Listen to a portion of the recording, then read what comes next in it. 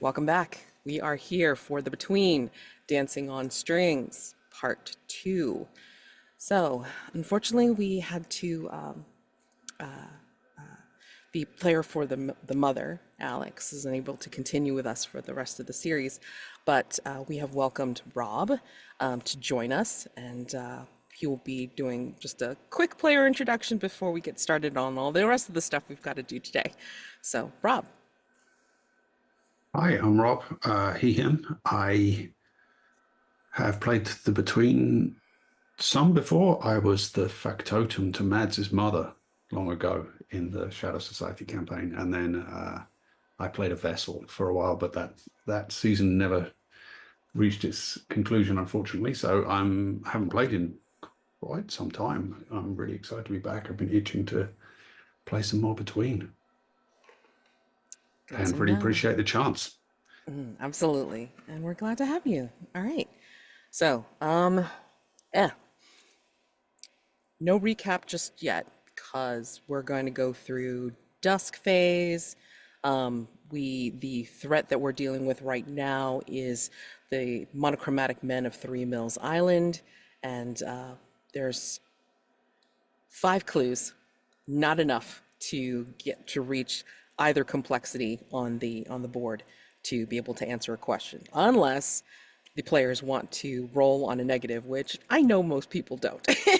So we're going to go ahead and commence with the rest of the phases to get you further along, and then when we reach day phase, then another threat will be introduced.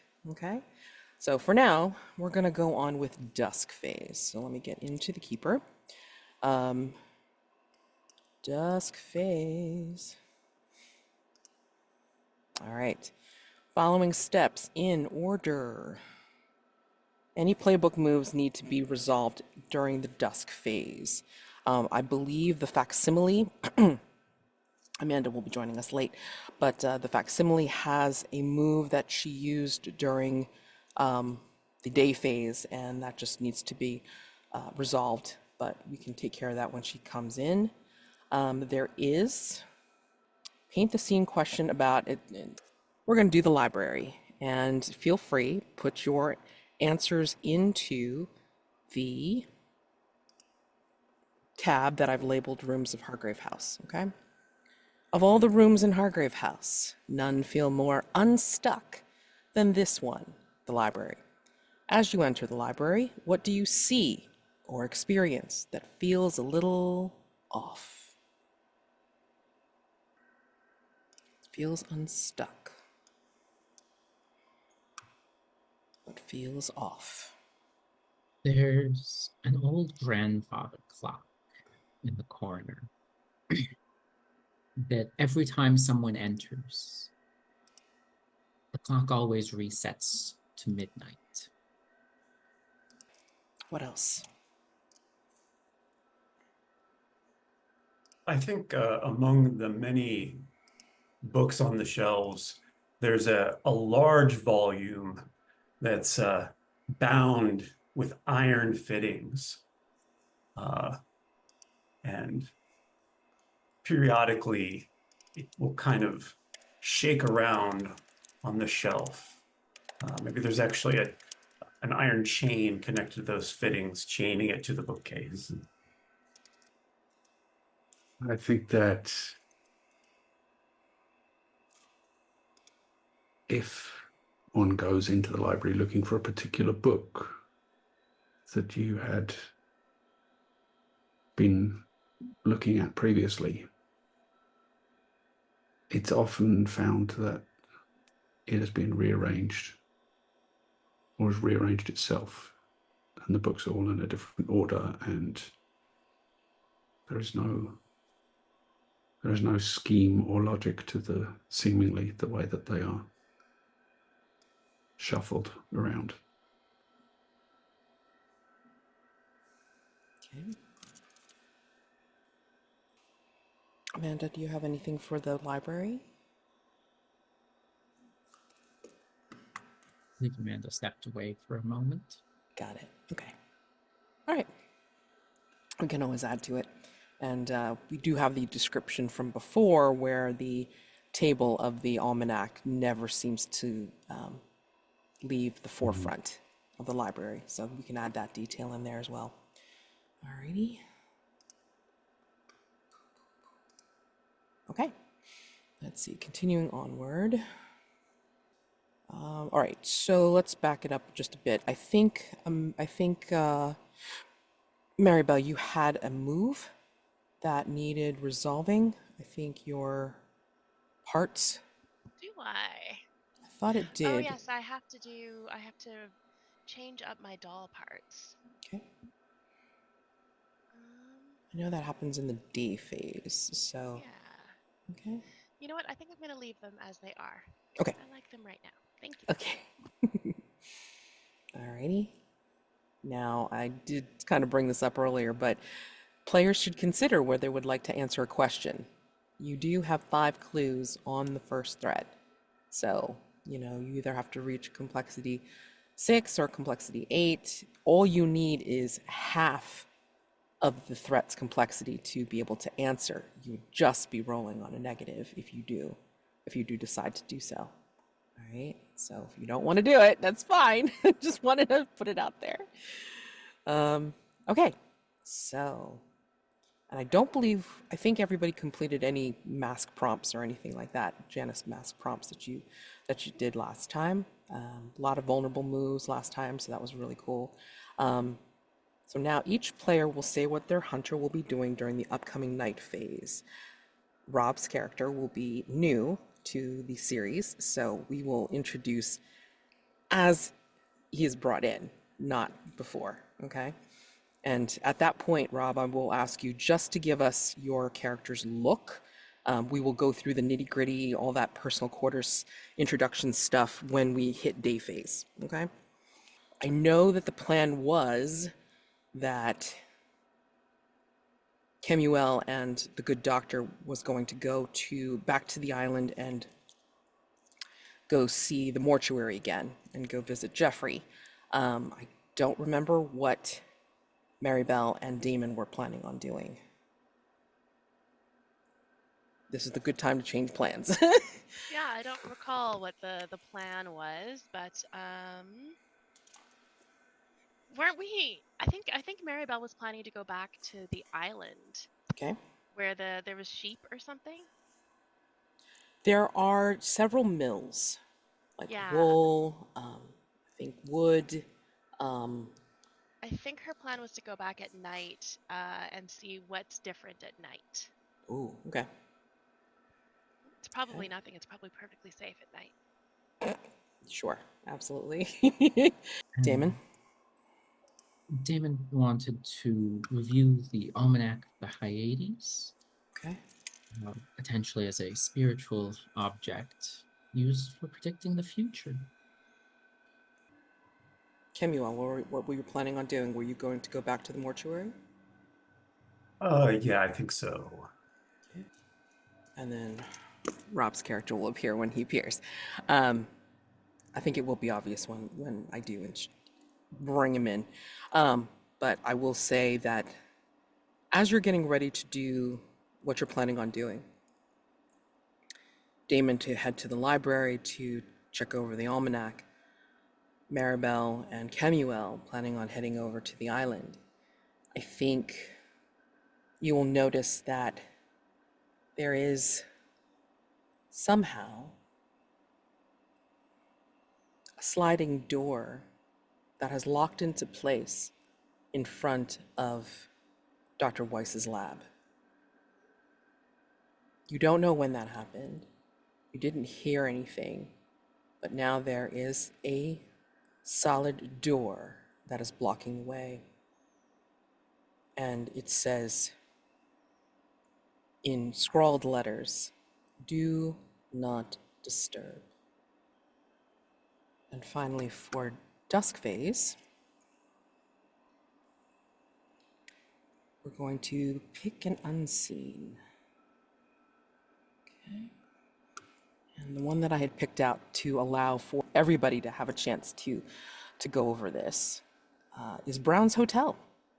None of the 117 rooms at Brown's Hotel on Albemarle Street are the same, though they each have housed some of the most fashionable people you'll find in London or anywhere.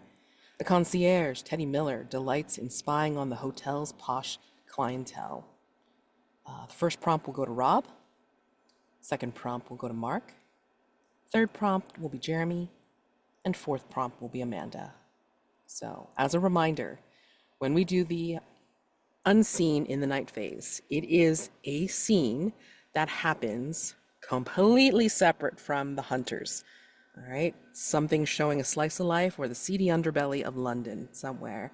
And your job, if you want some XP, is to tie in your hunter scenes with the unseens as described by your players or yourself, and tie them in sensorily or thematically to get that echo in the night for experience, okay? To build for advancement, all right? And it could be something as simple as a color appearing in the unseen that appears in the hunter scene, or like wine or drink, or a contrasting or a comparing theme of love or betrayal or something, okay? So again, like finding a way to make sure that it can tie in between the two. You do not have to tie into your own unseen, okay? You don't have to tie in your hunter scenes to your own unseen. It could be for anything that is listed there under the prompts, which is why you have a space to mark in what you've said, okay? So this way you can kind of like take a look at it and see if you can kind of, include it in some way. Alrighty? And that is what we're going to be doing. So unseens will be interspersed with the hunter scenes throughout the night phase. But before we get to the night phase, two things. First prologue was Dr. Weiss's lab being closed off. Second prologue is as twilight, as dusk is reaching its zenith elsewhere in London, in an observatory, there was a flurry of activity as a woman dressed in a lab coat over her dress hurries up to her superior's laboratory office. Dr. Fisher, what are you doing? What's wrong? You have not been yourself for days. Why? What's happening? She refers this to a gentleman, a whiskered gentleman, glasses, balding, who is scribbling furiously in journal papers on his desk, and he clasps his head, looking confused and stricken, and he says, I'm repeating myself.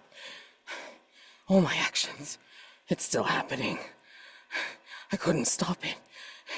It's happening again and again and again.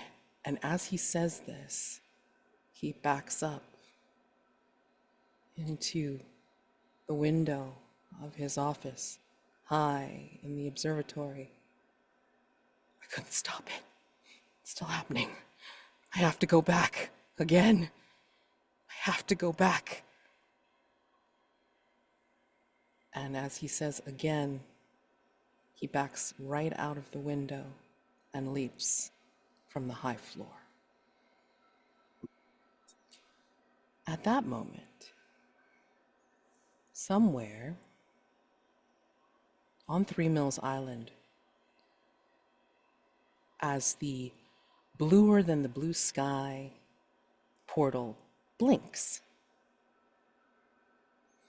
once, twice, 3 times, in response to some answering light somewhere in Greenwich, somewhere on Three Mills Island, we see the step of someone possibly in armor. What does your character look like, Rob, as he steps, or they step, into or onto the island of Three Mills? Well, not at this precise moment in armor, but we see a person. They are neither short nor tall.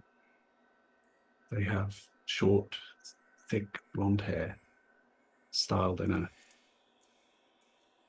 kind of masculine way, and soft dark eyes, and they're wearing a very fancy ruffled shirt that's kind of bursting out from the confines of a tweed jacket and tweed pants. And I think at this point, when you appear in this place, you see in the sky, in the dusk, this blue eye that is swirling slowly up above, and you hear the clatter of a carriage coming through, and perhaps you see two people step out. What does Marybelle and Kemuel look like as they step out of the carriage this evening?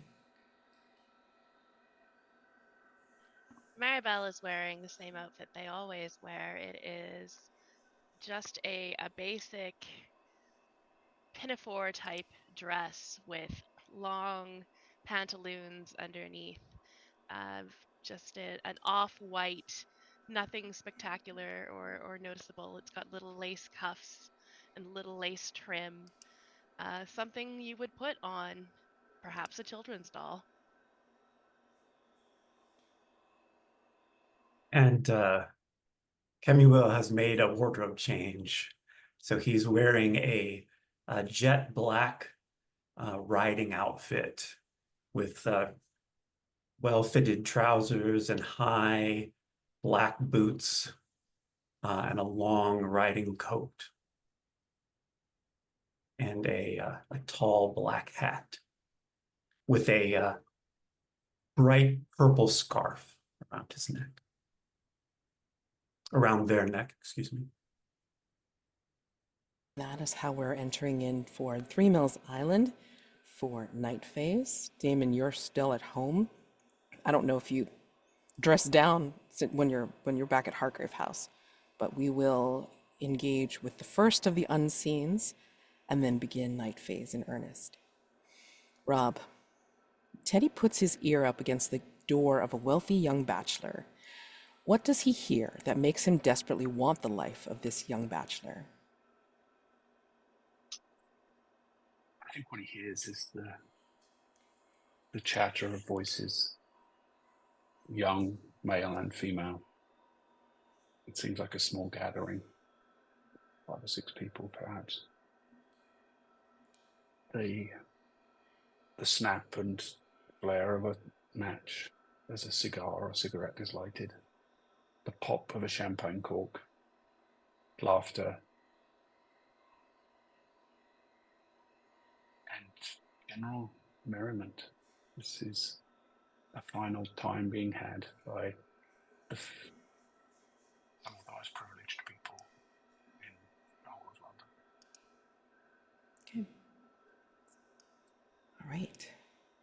So go ahead and remember to put your answers into the prompt space, so this way others can take advantage of that for their echo in the night. Okay? We'll start with Daymond. Daymond, you are approaching the library. Strange as it is. Yes. Oh, before that, would Damon be able to leave a plate of food on like a silver platter out in front of the door marked "Do Not Disturb"? Yes. Just to make sure that whoever's behind it gets a chance to eat dinner. Certainly. So You put the plate out of food for Dr. Weiss. So sweet. Making sure that it's kosher and all of that. Daymond is so cool. Okay. You're approaching the library, and the table that has the Almanac of the Hyades is like right in front because it will hold no more than that, you know? So, remind yourself, what do you find horrid about it, and why can't you tear your eyes away? It's the fact that every page but the one you're meant to be looking at is incomprehensible. That even the pages it's currently opened to mean nothing. It requires manually flipping through to get to the important information, at least as far as what the book is concerned, the important information is.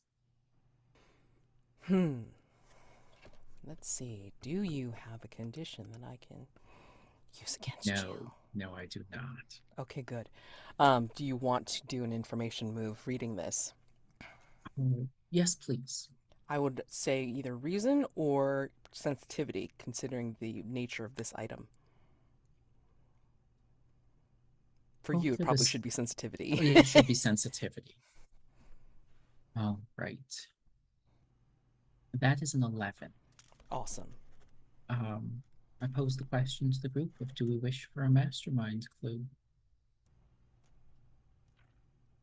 Given that we are running on a clock. Or not, depending.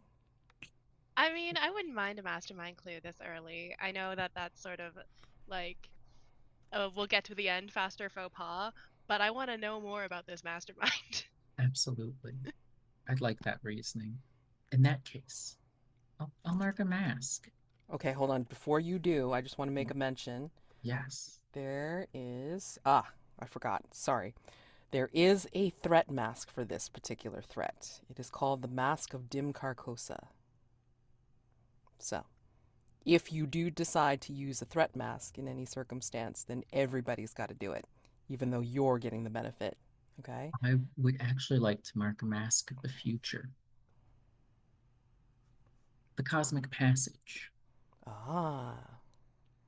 Good choice. Okay. Increase my sensitivity by 1 and decrease my reason by 2, as the book drives me just a little bit more insane. Nice. I like it. Okay, cool. Nice. Okay, so that turned into a 12. So excited. All right, I'm not going to do it now. I'm going to do it later. Okay. But, yeah.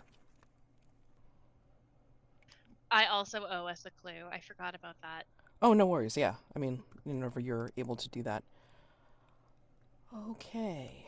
So something is going on, and things are conspiring to make me feel as if I am insane. All right. Somehow I got all the way to, like, past everything that was, like, actually written in, and it was taking me to the squiggles or whatever, like, at the bottom. It's weird. Okay. Have you been reading the Almanac of the Hyades? I have been. I must have been. I didn't know that, but I have been. It's been wackadoodle. All right, great. As you're flipping through, you are seeing in the Almanac... This actually makes sense considering what you already saw in the portal. It's as if you are drawn to a particular spread of pages. It's opening up almost on its own as you are looking at it. And the symbols on these 2 pages are starting to move in directions as if they're shooting, like turning into shooting stars. And they're actually shooting upward into constellations, but you recognize none of these. It's a star chart with unrecognizable constellations that you see here in this book. I will give you the mastermind clue a little bit later on, okay? Let's head back over to 3 Mills Island. So, do you immediately separate? Going to the mortuary, Kemuel and Marybelle, where do you go, basically, while you're here? Oh, I thought of a clue. Oh, okay, And great. it'll tie into the opening of the scene, I think. Perfect. Good. Marybelle gets out of the carriage, um, not terribly gracefully, because of the ball jointed limbs. There's not a lot of grace to be had, but they, he, any pronouns, stumbles into the dirt, into the ground, and their hand goes deep into the softened dirt from where the carriage had rolled over, uh, and they pull out a coin, and it is an old 7th century coin, just in the shallow dirt,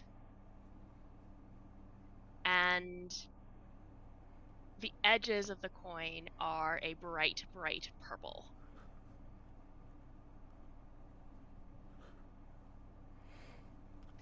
They stand up, brush themselves off as they've seen people do, and turn to see if Kemuel needs a hand out of the carriage, as they've seen people do. And Kemuel jumps down, landing cat-like almost, and looks at the coin. How fortuitous. And it matches my scarf. Does that mean you should have it? If you would like to gift it. What does that mean, gift it? Ah, offer it as a token of appreciation or Appreciation for affection. what? Appreciation for splendor. And you are splendid. This one has been told as much. If that is the tradition, then yes, I would like to gift this to you. And Marybelle will hand over the coin very awkwardly. Thank you. This one accepts your gift. Gratefully. What shall you do with it now? I think this one will pin it to the scarf. As Indeed. decoration. Yes. It is quite beautiful to the eye, is it not? Is it? It I'm seems so. still learning what is beautiful and what is not. As they're having Tell this me, conversation, just out of curiosity, Valentine, what do you think of you're within earshot basically. They may not be able to see you just yet, like as you're like on the edge of the periphery, but like what are you thinking of this conversation? I think there is something peculiar and yet familiar about both of these. Well, I was about to say people, but these characters, and I'll approach and say, "Good evening. It is very fortunate that I find you here." good evening. Lovely weather for it, isn't it? And Valentine Hail. glances at the sky but makes no comment.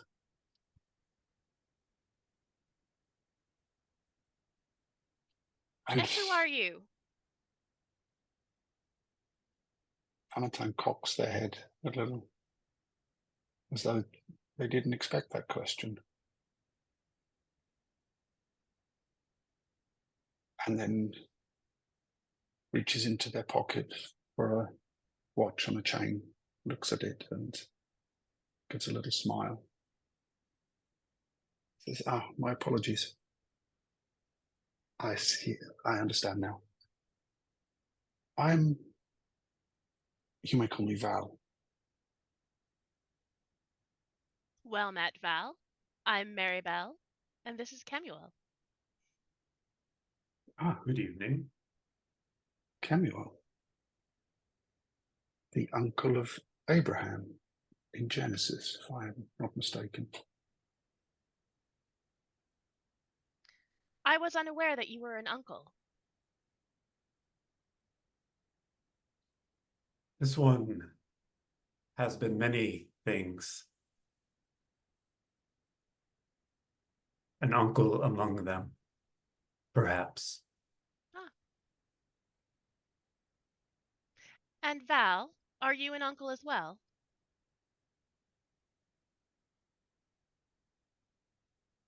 I think they get a slightly far away look in their eyes.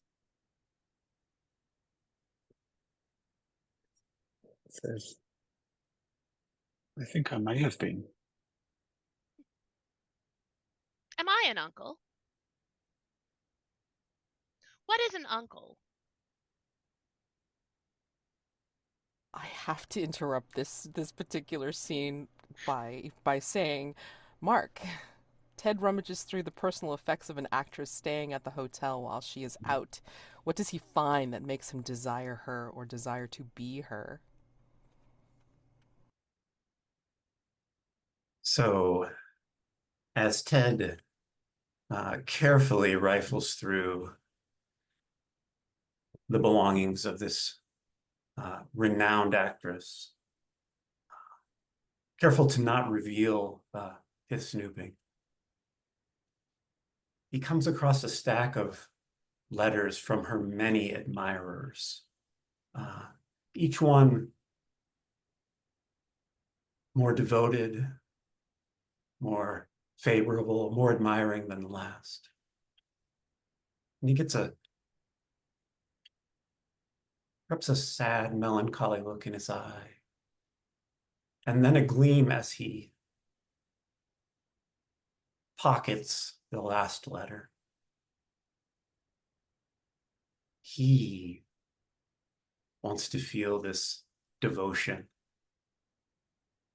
He wants to be so admired. He wants to be coveted. And he steps from the room. Daymond, you see that star chart, and you don't recognize a single constellation that's on it. What do you do with this information, or what do you do now? We're in the library. Yes. There has to be a book of all of the constellations here, both visible from London and those from the farther reaches of Her Majesty's Empire, from the subcontinent to the jungles of Africa, perhaps even those in the deep southern hemisphere near Australia. Daymond will go looking for such a book of all the constellations and attempt to match that.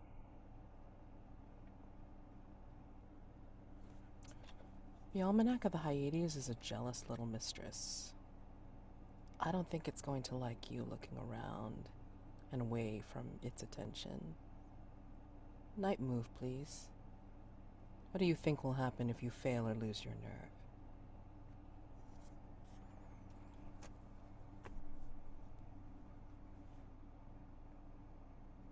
I feel free to stop me if this is too out there, but Daymond gets pulled into the book, actually physically pulled in to walk amongst the imagery, the pages, the words, to dance across the typography of the Almanac.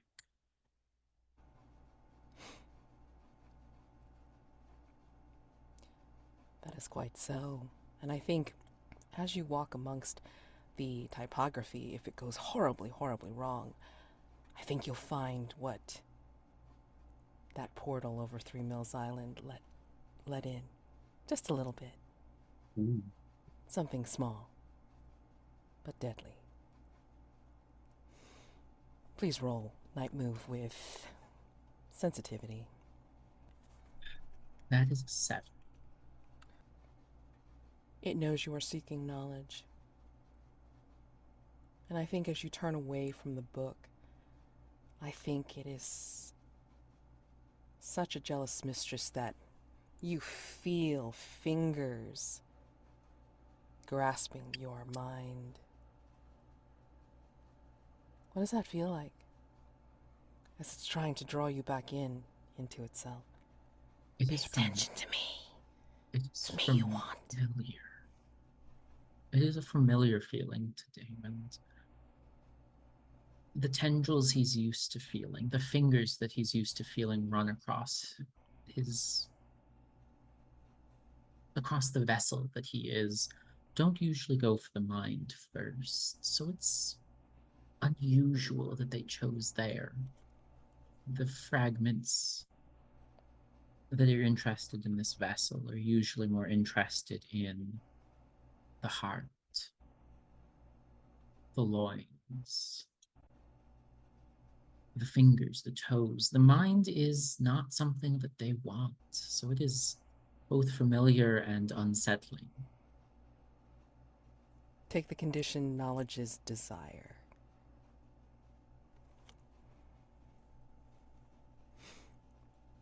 And back over to 3 Mills Island. You do find the constellation book, by the way. You just are a little bit taken by the hand in your brain. All right. So, over 3 Mills Island, you guys are in the middle of this discussion. I would like, as this is happening to Daymond, I think I would like, yeah, sure. Val, I would like you to take a night move, please. It will determine whether you are vulnerable to something that appears nearby. I have no possessions with which to give myself advantage. Yet. What stat would you like me to roll with?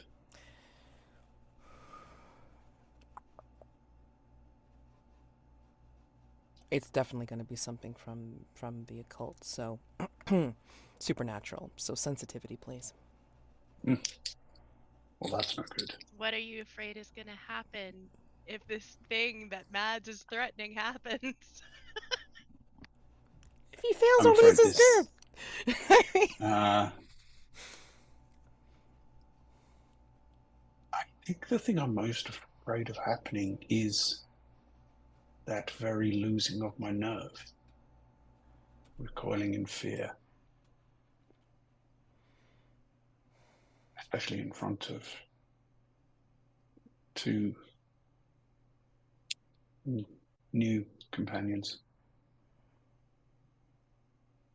I think it's worse than that. I think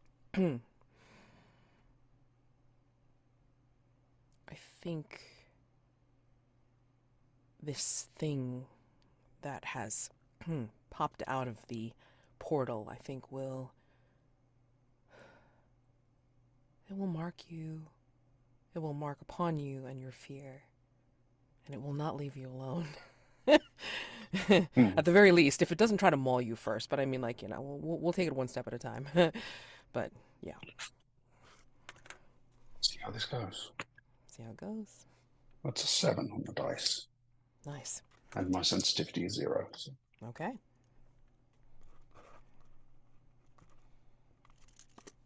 All right.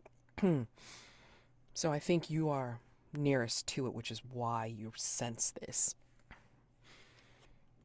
I think you feel eyes upon you, Val, behind you. And I think Marybelle and Kemuel, you will see this approaching. So out from the darkness behind Val, as if it's slow and stalking, you see the gleam of white, hot eyes, but there's a coldness to them. Like no feeling, no emotion whatsoever. No irises, no nothing. It's just white, but starts with 2 eyes, and then begins 4. And then you see the little tiny gleam of maybe 2 more to make 6 total. They're kind of hovering around at shoulder level, and they kind of bob and weave. And you hear a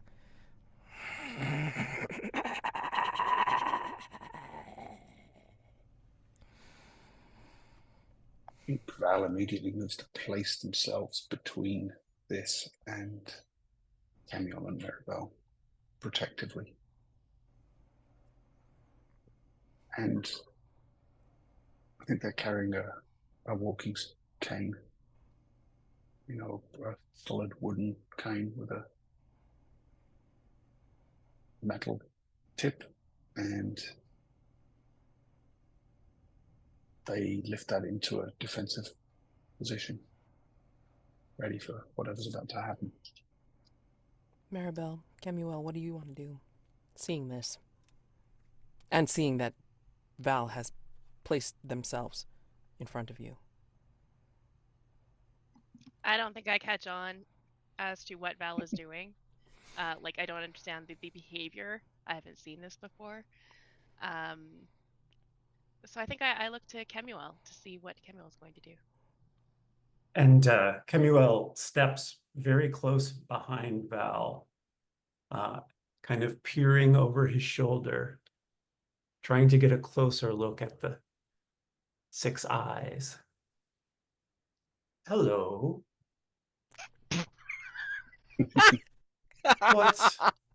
What might you be? What it is undoubtedly foul. We should not attempt to consort with it. It looks so interesting. And Kemuel, they reach out their hand. I was gonna say, night move. Sorry, night move. What are you afraid will happen if you fail or lose your nerve? Oh. Perhaps they're afraid that this fascinating creature will be scared off, will abandon them. Pretty sure far from it. I think it's actually going to, it's gonna make it's gonna make nice or pretend to make nice and then snatches you out from away from the others, Amazing. taking you as its first, Which stat are we looking at here? Yeah, since this is pretty supernatural, I'm gonna say sensitivity. Seems fair. I've got a 0 in that. Oh, that's a 6 and a 5, 11. Okay, great. Okay. So tell me how you either quell or kind of causes a sort of distraction. I'm not sure exactly how to describe this. I would like you to describe this. What do you think that the reaction is? I think as they reach out their hand and kind of they lean in, a pair of the eyes pull close, kind of staring in their eyes. And the hand makes to touch as though there was a cheek, but finds nothing. Leans in even closer, almost touching. And then the eyes shoot maybe 12 feet up in the air. And I think as it shoots up 12 feet in the air, I think you hear, "Not time for you yet." And it disappears. Jeremy. Teddy draws a hot bath for a pair of good-looking young men staying in the same room. In what ways does Teddy help bring the erotic subtext of this scene to the fore? It is with the final bucket of water that Teddy balances several objects on a silver tray, one hand with the bucket of warm water in the other as he climbs the final staircase up to this room. As he pours the last bucket of hot water in, he places the silver tray next to the bath, politely ignoring the fact. No, not politely ignoring, peeking, just with the corner of his eye, at the fact that the two men are undressing themselves, undressing each other. On the silver tray, he leaves a rose, the thorns picked clean. A single glass of champagne. Bubbles coming up. With a lining of a sheep's intestine and a piece of string, which you can imagine what that would be for.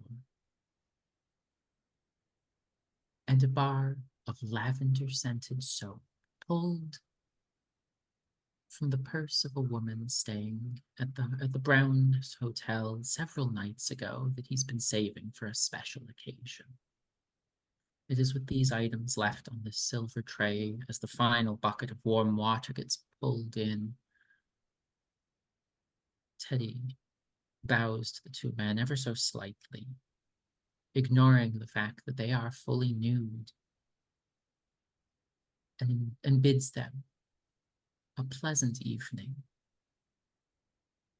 And as he closes the door, you can hear the two of them attempting to give each other the champagne glass.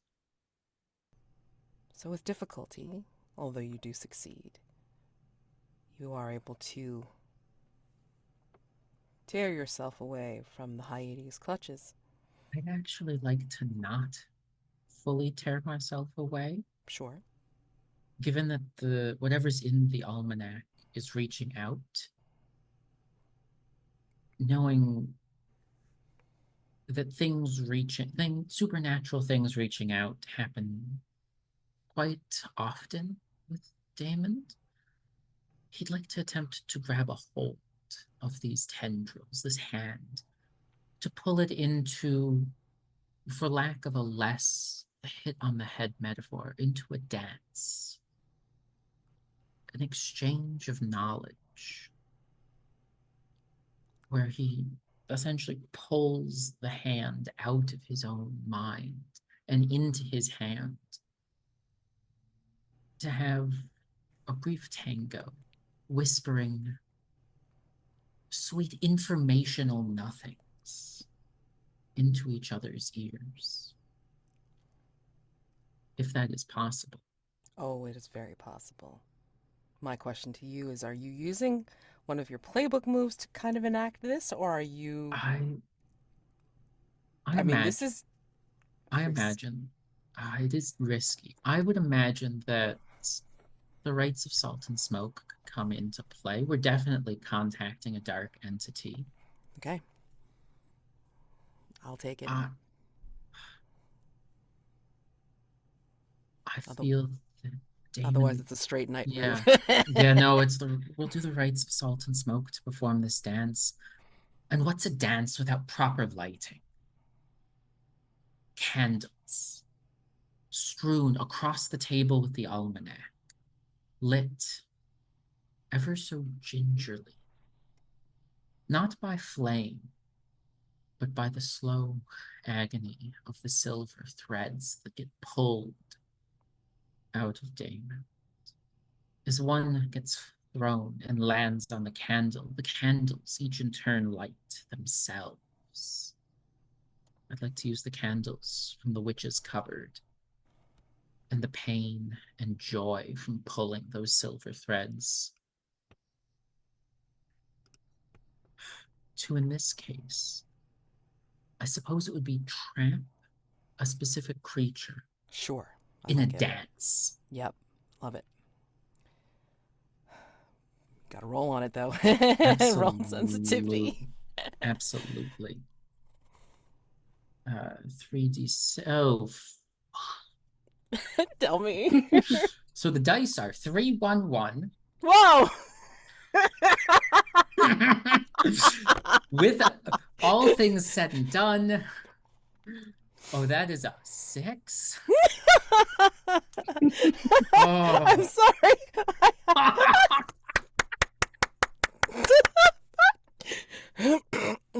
Sorry. All success supposedly happening, but not. Okay, great. I have to get a control of myself, so I cannot deal with this right now. I gotta go right to the others. Fair. Very fair. Val, Kemuel, Marybelle, what are you doing on 3 Mills Island right now? Now that the thing is left, at least temporarily. I think after it leaves, I'm going to immediately try to follow after it to see where it came from. So I'm Okay. assuming it's like I don't think Marybelle knows that this is something strange yet. No. Aside from something that Val doesn't like, but I mean a lot of people don't like birds, so you know, it could be anything. Sure. So yeah, I think I'm following it to see where it came from, where it left Do to. you have something that can help you leap or fly? I, in fact, might. I have my doll parts. I have the Colossus grade actuators. These attachments were modeled after parts meant for larger machines and allow for feats of extraordinary physicality, and it operates with vitality. I don't recall. I believe that it was my legs that we used. No, I don't think I used this last time. No, because Doesn't you used. really matter. Yeah, you had your I used hand my last weird, time. my weird hand, yeah, Yes. and my weird eyes. Yes. So yes, in this case, this is my legs. They are very springy. It's Okay. in my knees, so it makes me able to not run, but jump quite a distance. Oh, sure. Yeah. Like one of those pop things that you push down and then it pops up. Yeah. I'll even go as far as to say, like, you know, your eyes are still working, so you're able to follow the glow of the entity eyes as they leap up, so you're able to follow along even as you're doing the leap. So, what do you need to do for this, if anything? That's just a standard roll. It operates with vitality, so it'd be a roll with vitality. Okay. I'm assuming it's probably a night move since it's a Mm-hmm. bad thing. Mm-hmm. In that case, I think what I'm afraid will happen is that I'm afraid that I'm actually too strong and I might destroy it if I knock into it with this jump, because I'm not used to. I've learned that living things are very fragile, and I'm not sure if this is a living thing. I am assuming it is, and if I hit it, I will destroy it. The way it's worse is that you will not only, well, follow it, but I think it will meet you in your leap and possibly take a ride to see where you go. Yeah, that's not good. All right. Okay. All right. I'm actually going to clear my condition being human. Okay. The way I'm clearing it is by this is an extremely unhuman act. Yes. So I don't think it applies anymore. Mm-mm. That's the only way I can clear that condition. I cannot clear it using vulnerability. And I also have most beloved, so, you know, maybe try and, yeah. And I do get advantage if I clear it. I can clear it to get advantage. Yeah, which is why I did it. Go. That's fine. Beautiful. With vitality, that's a 9. Nice. Okay. So tell me how you succeed, and I'll give you a complication. I think it actually does work like those pop toys where I cinch down to pull the springs together to get the momentum, the kinetic energy build up, and then it lets go, and I imagine it probably looks like I'm flying, but I go up into the air. I don't think I catch it. I don't hit it, but I see where it goes Mhm. before I land. Um, somewhere in there is going to be a complication, I'm sure. Yeah, yeah. So you kind of see it. You know, you're all actually almost overshoot it, as a matter of fact, and it looks like it's looking at you almost like incredulously, like what is this? But you see something fly out from underneath the eyes, as if it's thrown something at you or spit something at you. Who knows? Um, and in this darkness, I mean, unless you're well, I mean, you have those eyes. Yeah, you know what? I'm gonna say that you overshoot it and it looks at you, but then it ducks out and down to get away from you. But as it does so, again, it spits or throws something at you, and this prismatic burst like splats on you on your person, like on your apron, utility belt, whatever you have, and it's not gonna come off.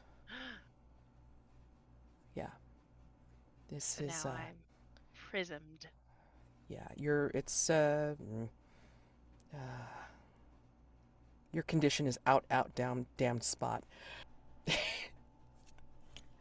Do I do this? Yes, I will, because I'll resolve it in the like it after the fourth prompt. So I want to try to get through all of the unseens and stuff before we break. All right.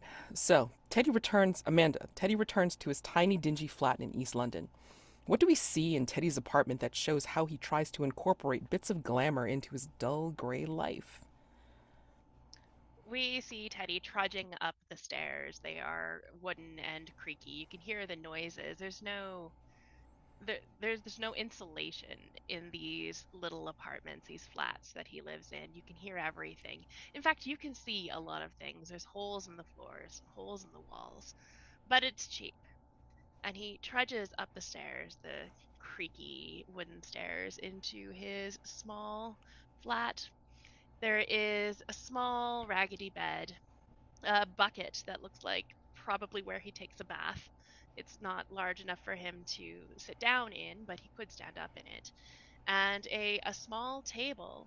The table has a faded and torn and repatched over and over again with silver thread. It's a purple tablecloth that is clearly very loved by Teddy. He shuts the door behind him, and we see in a montage as he sets out to make dinner, just some watery soup that is barely fit to be called a soup. And he pours out two bowls, one on each side of the table, and he lights a candle in between. And we see as he sits down and talks with an imaginary person across the table from him, laughing at their jokes, complimenting them, having a wonderful, wonderful time. At one point, he pushes back his chair and he stands up on his creaky knees and asks them for a dance. They tango around the room, happily smiling, laughing with joy, and we see in the floorboards down below him 6 pairs of eyes watching this strange behavior from the flats below. Nice. Alrighty. Damon, you attempt the rite of salt and smoke to trap this reaching entity into a dance. I would like to ask you, as you are seeing these things in your mind's eye, your intention, your desire, at what point do you realize it is going wrong? It is when the candles get snuffed out by a breeze that comes from both everywhere and nowhere. Despite the library windows being shut, a draft, a chill, a shudder runs through Hargrave House, and the candles burn out. And I would, if we're going for what I imagine we're going for, 6 gleaming dots would appear in the darkness of the library, and that is the moment that things go wrong, or that we know things have gone wrong this dance. The 6 gleaming dots turn into glowing fingertips, and they're reaching for your threads. And the threads are pulled out of you with a wrenching sensation as they attach themselves to these fingertips that hover in the darkness. And you hear a little light laugh.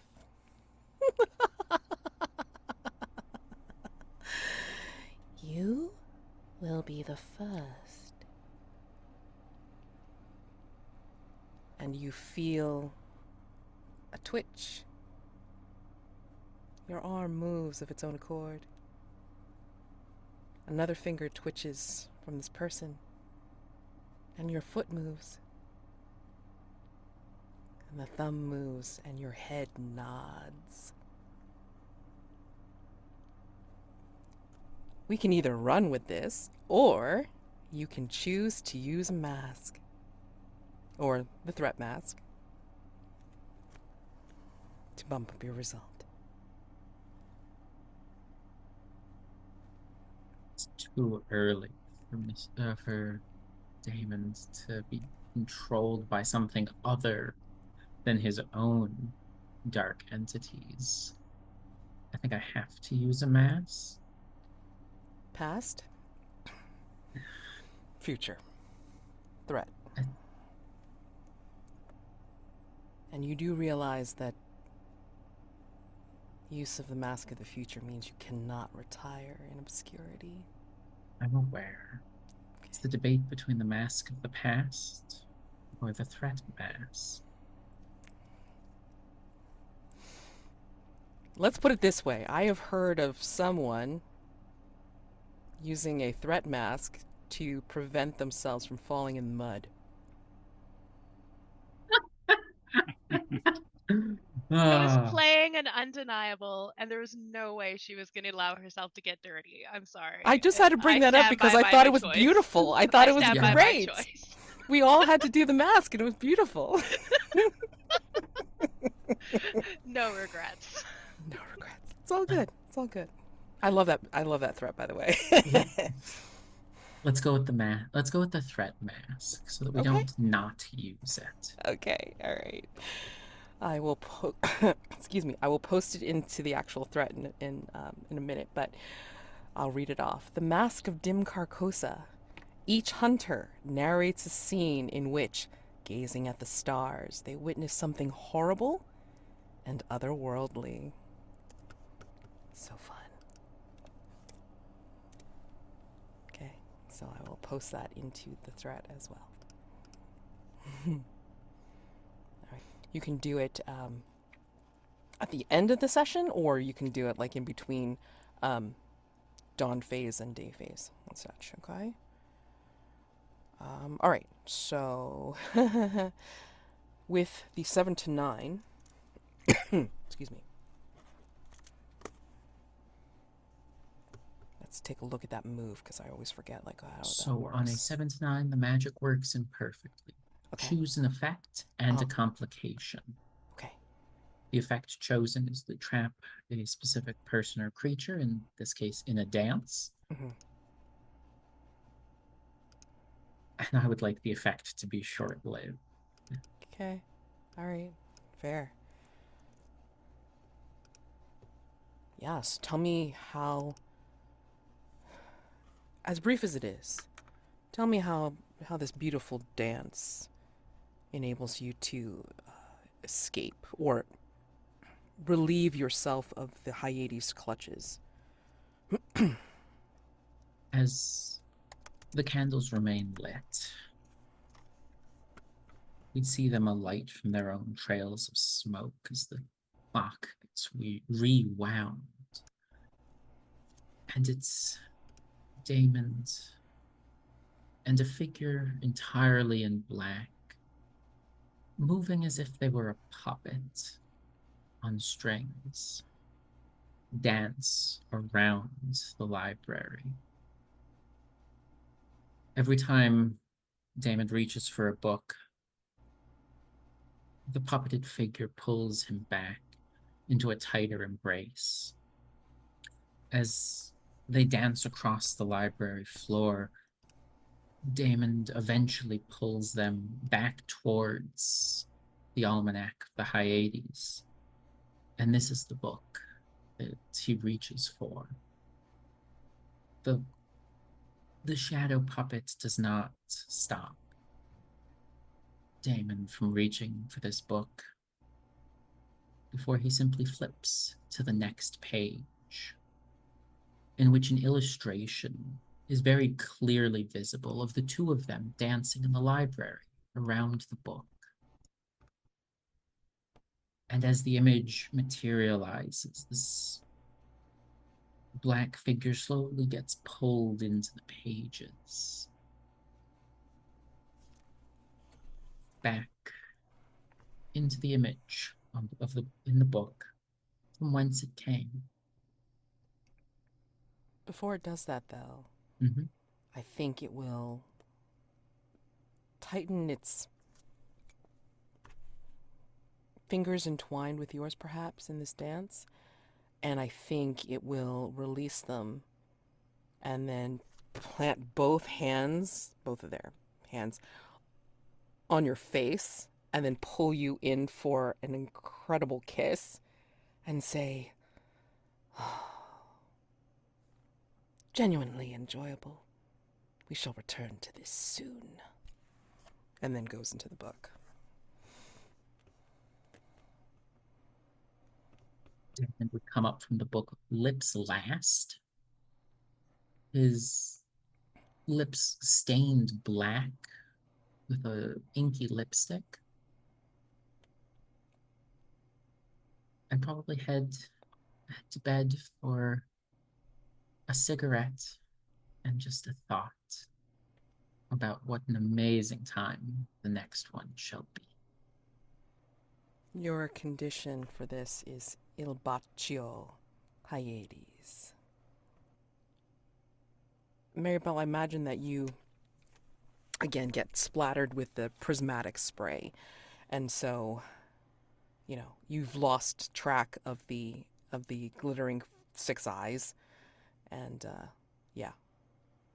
What are you two doing, Kemuel I and actually Val? think Oh, go ahead. right here, if you don't mind, I would Yeah. like to do my mask. Ooh, okay. I think Marybelle has landed back on the ground, still staring up into the sky where that thing disappeared from, and they are looking at the stars really for the first time. And what they see is what they are, just points of light in an endless black ocean, and they're distant and unfeeling and so very far away that they might as well not exist at all. It doesn't matter. It doesn't mean anything that they're there. It's this vast emptiness that's a cold void. It just stretches on forever with no life or warmth and filled with absolutely nothing. And I think that's when they realize that this is it. This is the horror that people talk about when they talk about feeling insignificant and hollow and small, that there's emptiness everywhere, just an endless expanse where nothing matters, where you don't matter. That's the whole universe. And Marybelle recognizes that they don't feel any fear looking out at this. They don't feel anything because they can't. They're empty inside, just like space, just like the stars. and they turn around and head back to their companions with the same quite literally manufactured smile on their face.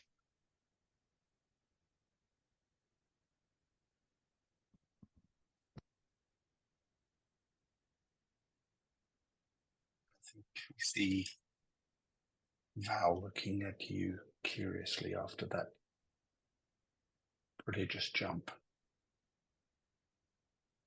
And they say,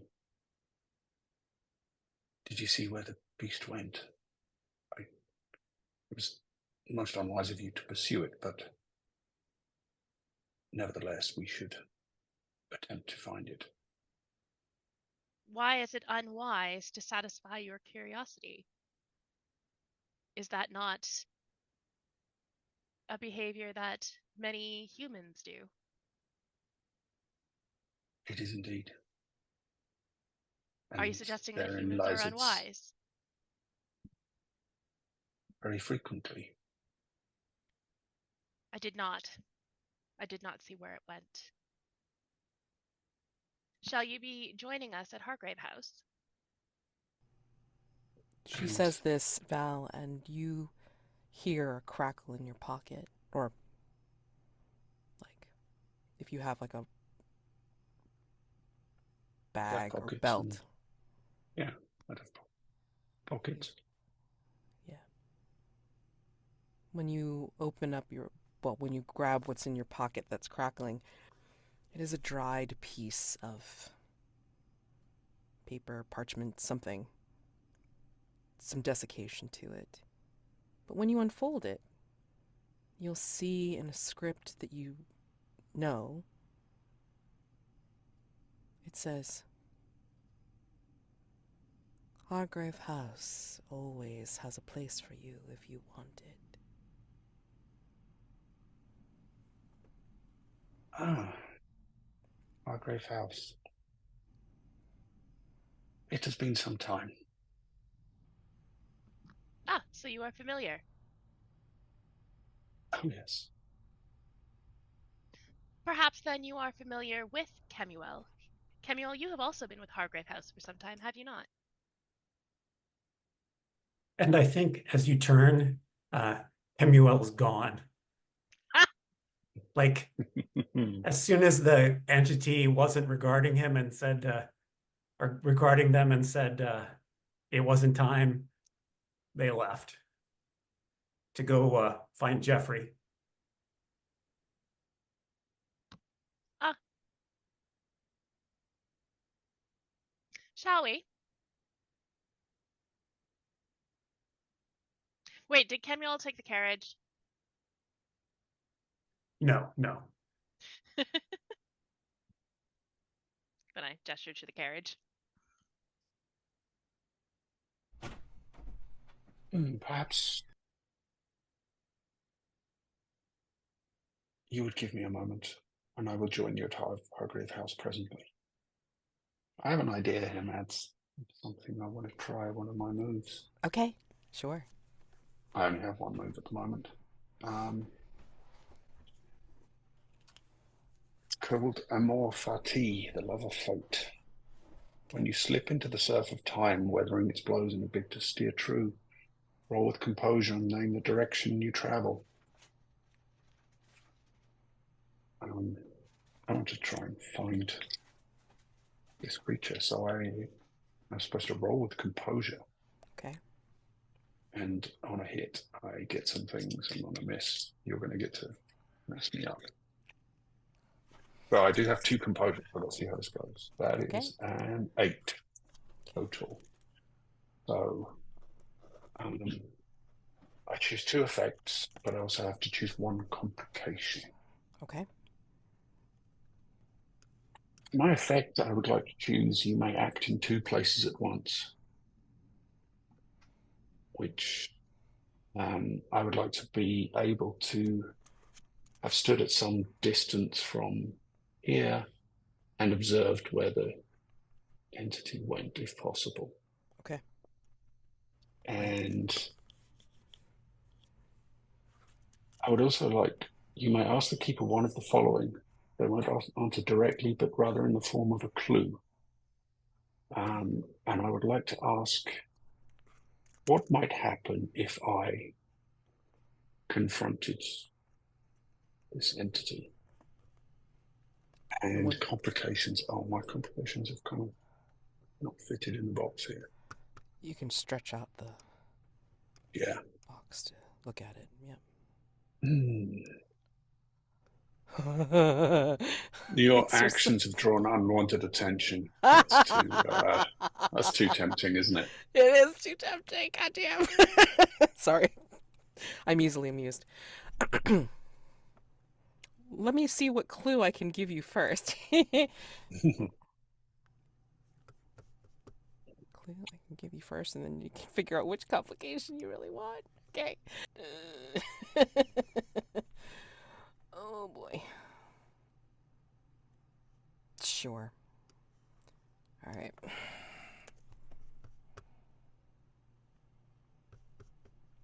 So, what you see from your further vantage point, as you're looking at the seas of time, which is probably, again, not linear whatsoever. It's just like everything's happening all at once.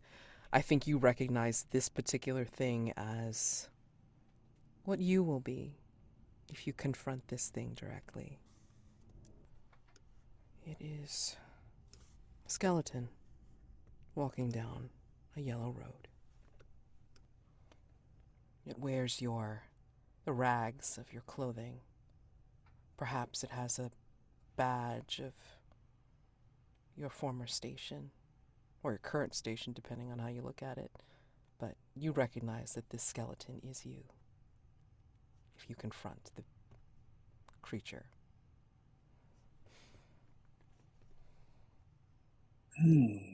What is your complication? I think my actions have drawn unwanted attention. It's very tempting. Mm-hmm. I think from your current the further vantage point, as you're looking at this stuff happening in the seas of time, you hear a chuckle behind you. It is someone dressed in black, and it seems to be someone hidden in their robes. All you see are long, slender arms with graceful-looking fingers, and they seem to be playing with bobbins that they are lacing in a complicated pattern in strings. And it's almost as if she's looking at you, but you can't see her face because it's covered over by a veil or a hood of some sort. And she's doing these patterns with the bobbins and the string deliberately in front of you. You can't understand, or you can't tell exactly what she's trying to do, except when she pulls them apart and the strings are entwined in her fingertips, you realize that in between them is a small little puppet that looks like you.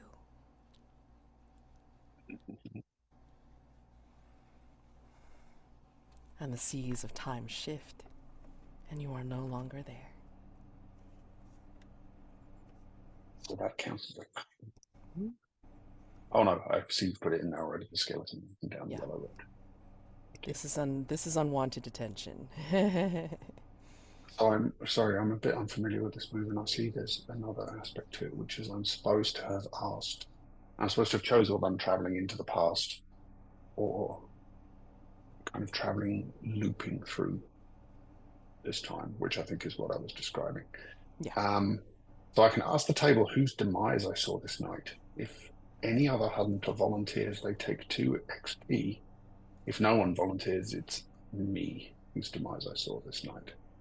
And that doesn't mean it actually happens, but when somebody acts and explains how the situation directly relates to this death that I saw, they can roll with advantage. But I mean, I'm quite happy for it to be me, given that we've kind of already described that. And it kind of makes sense, like, Mm. from a meta perspective, because it Mhm. gives you an opportunity to catch up a little bit with XP. Yeah, yeah. Yeah. Well, I don't get the XP, I don't think. Oh, That would be if somebody else volunteers. gotcha.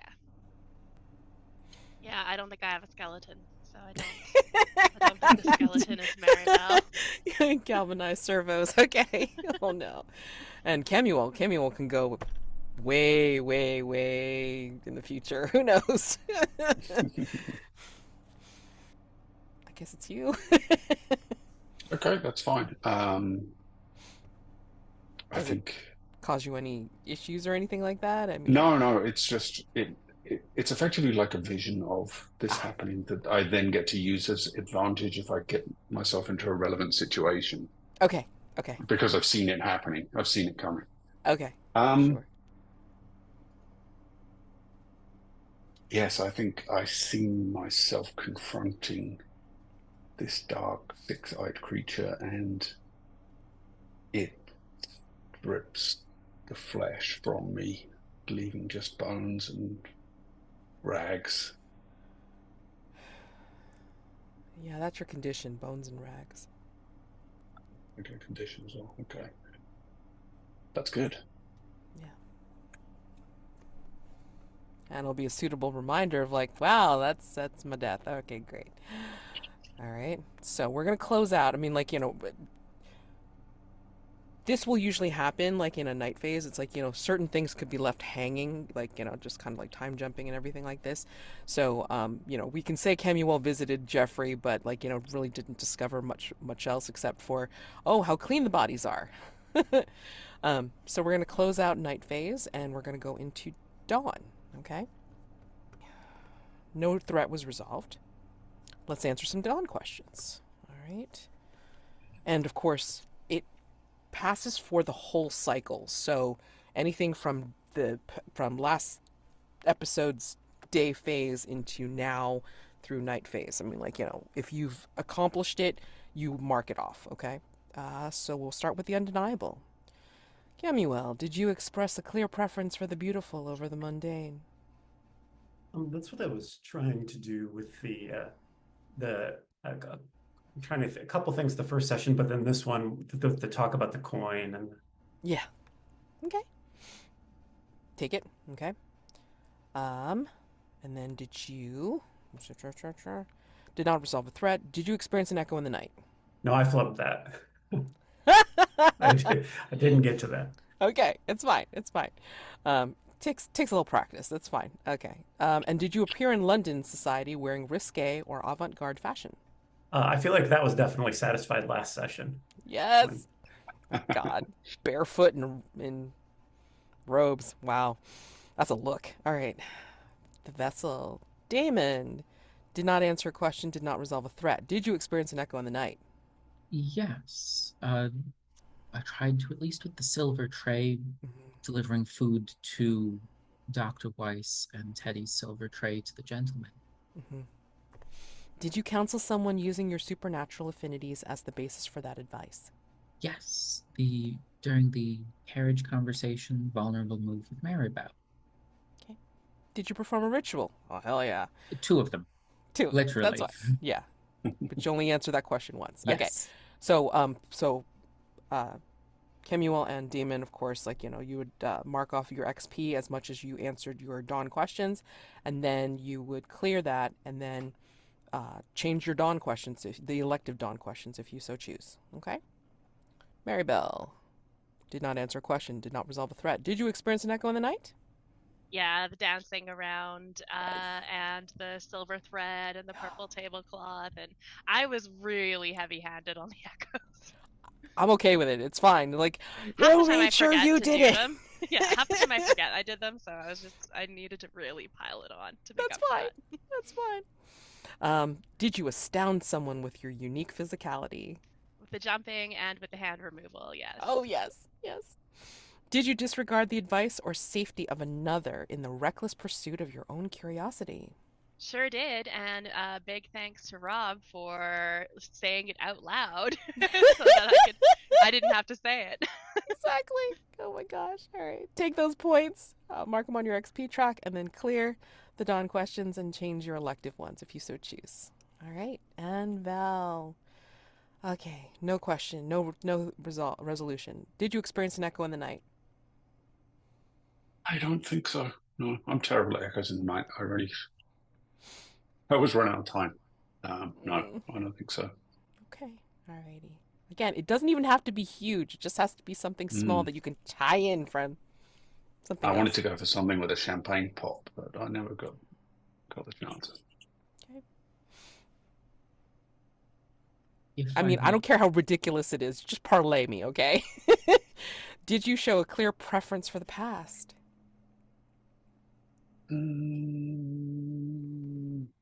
Not yet. Okay. Did you defend your vows at the expense of yourself or others? I think you did. Like you were like trying to be honorable, I would imagine. You know. One of my 3 vows. One is always in place. Thou shalt defend the crown. Mm. And the other 2 I chose as thou shalt be honest and thou shalt not recoil before thine enemy. Oh yeah, you jumped in front of us to protect us from the thing. Absolutely. Yeah, I totally would take that. Yeah, for sure.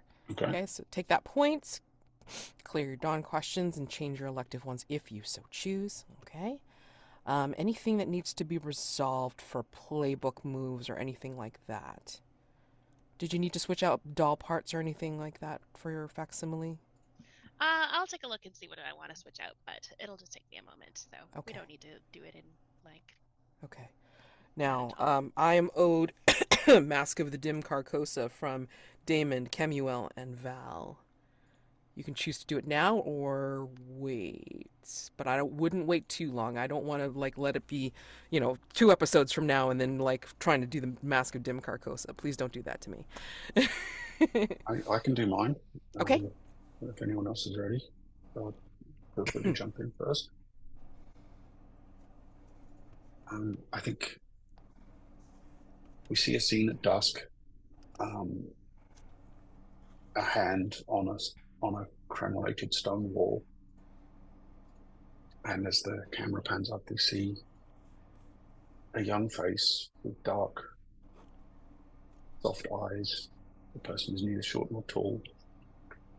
They have short, thick, blonde hair, and he lifts up a helmet and puts it atop his head, and then lifts up the visor and looks out across from the battlement. And another man comes to stand next to him and says, "Well, at least the sky is clear tonight, eh, Valentine?" And Valentine says, "Yes, much good it will do those poor beggars down below us." And he looks down, and we can see that there are a crowd of poor folks trying to get in or hustling around the door to this keep. I wish there was something we could do. But if we let them in, we're all dead. And then he turns his gaze upward to the comet in the sky that is the harbinger of this plague that struck the land. And the year is 1378. Daymond, Kemuel? Absolutely. The fact that this mask demands that something horrible is in the sky is terrible. That's not what gets seen in the darkness. It is something beautiful. It is death.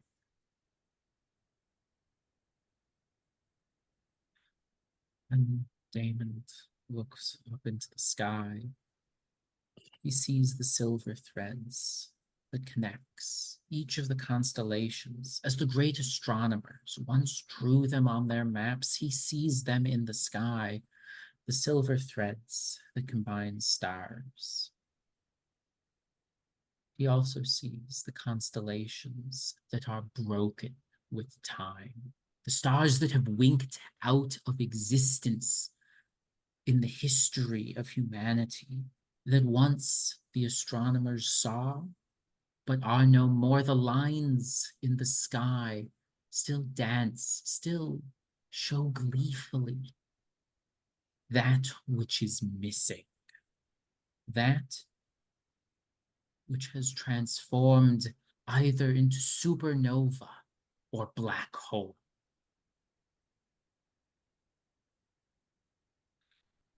And that is not horrible. That is beautiful. That is death. I think I can do mine now as well, if that's okay. I think it fits in to the time frame pretty well. I think we see Kemuel perhaps on his way back from having visited Jeffrey, standing where the carriage had been, where they had disembarked, and looking around and then looking up at the stars, admiring their beauty. And then a group of stars start to move and shift and glow brighter. And they form this vast cyclopean eye that looks down and regards Kemuel. And he can feel the weight of its regard. They can feel the intensity of this presence.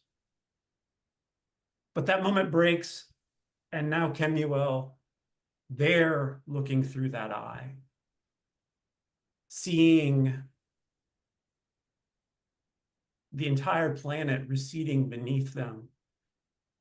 And as the perspective continues to pull back, planets and stars and galaxies swing into and out of view, and finally reveal this immense, beautiful, fractal snowflake, a cosmic Mandelbrot, where each of the emerging points coalesce into an individual being, millions, billions, trillions of beings, and they're all moving in harmony and acting in accordance with a singular will, like some finely tuned clockwork. And it's beautiful. And now Kemuel sees a woman, terrifying and perfect and utterly without sympathy or sentiment. Her hair is like the abyss, and her skin is white as bone. And on her head rests a cold crown of black iron. And his eyes well with tears. And Kemuel, they avert their gaze, realizing, looking down, realizing they're standing on a tower of corpses, some black and charred, others gray and moldering, many fresh with blood.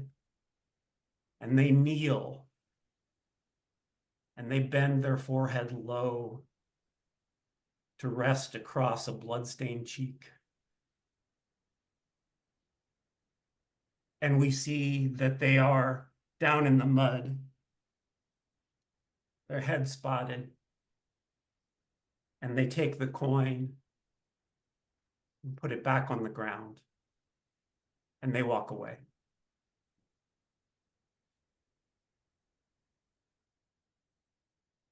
Amazing. All right. That is the end of dawn phase. Woohoo! All right. And then we shall go into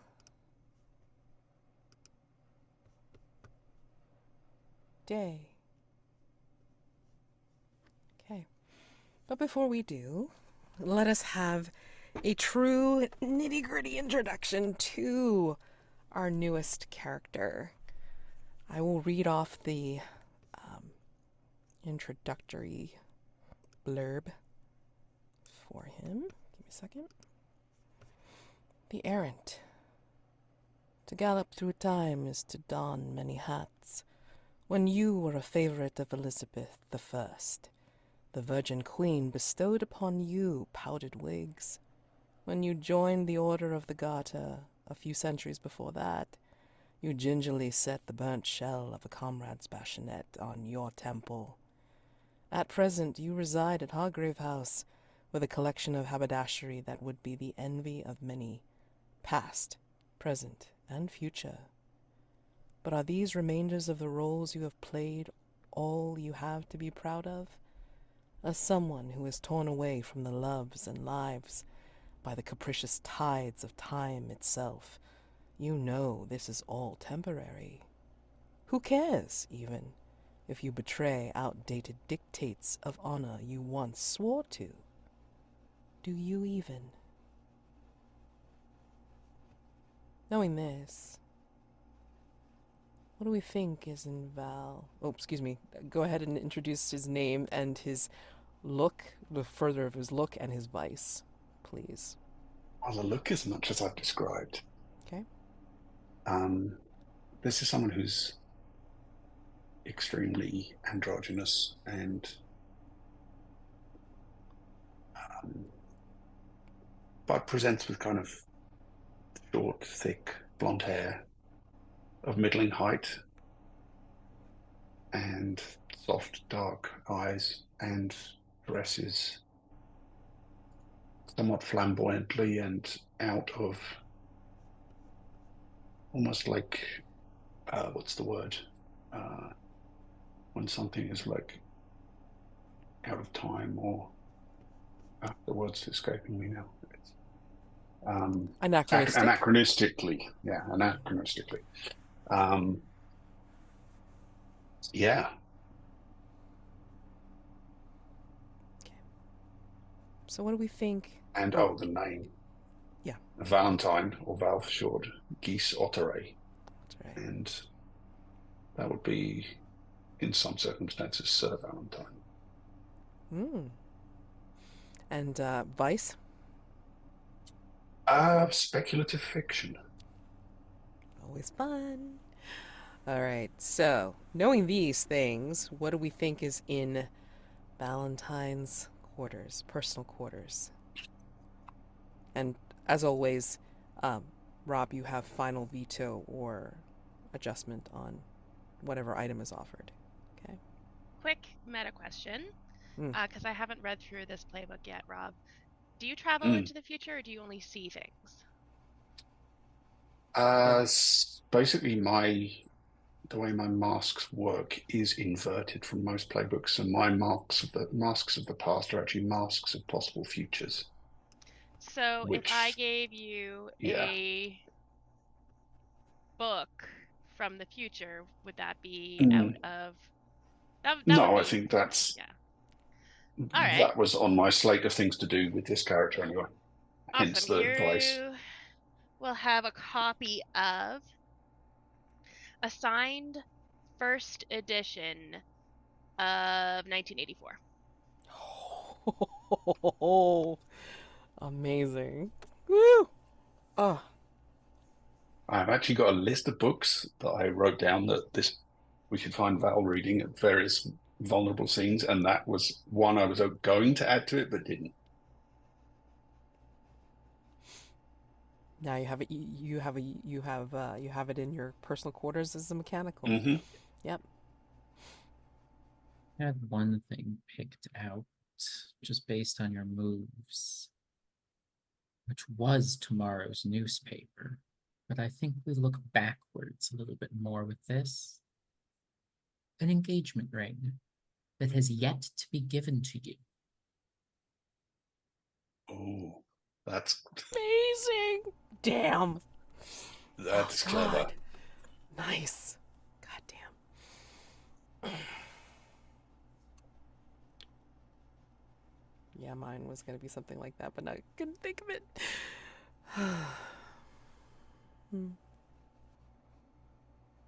I think perhaps Val has the gratitude of the destitute.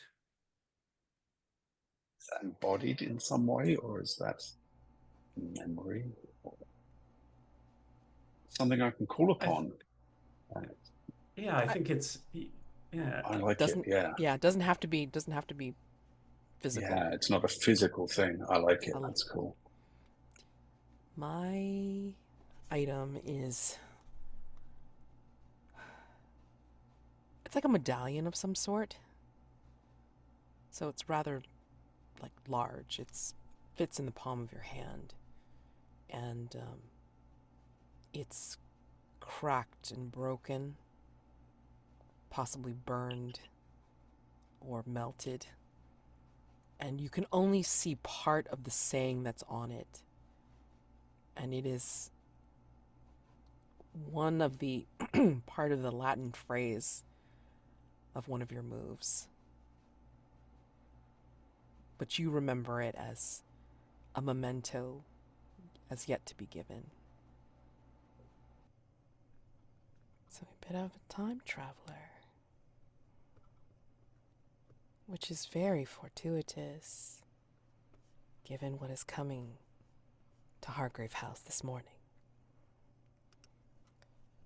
Millicent Bryan has called the hunters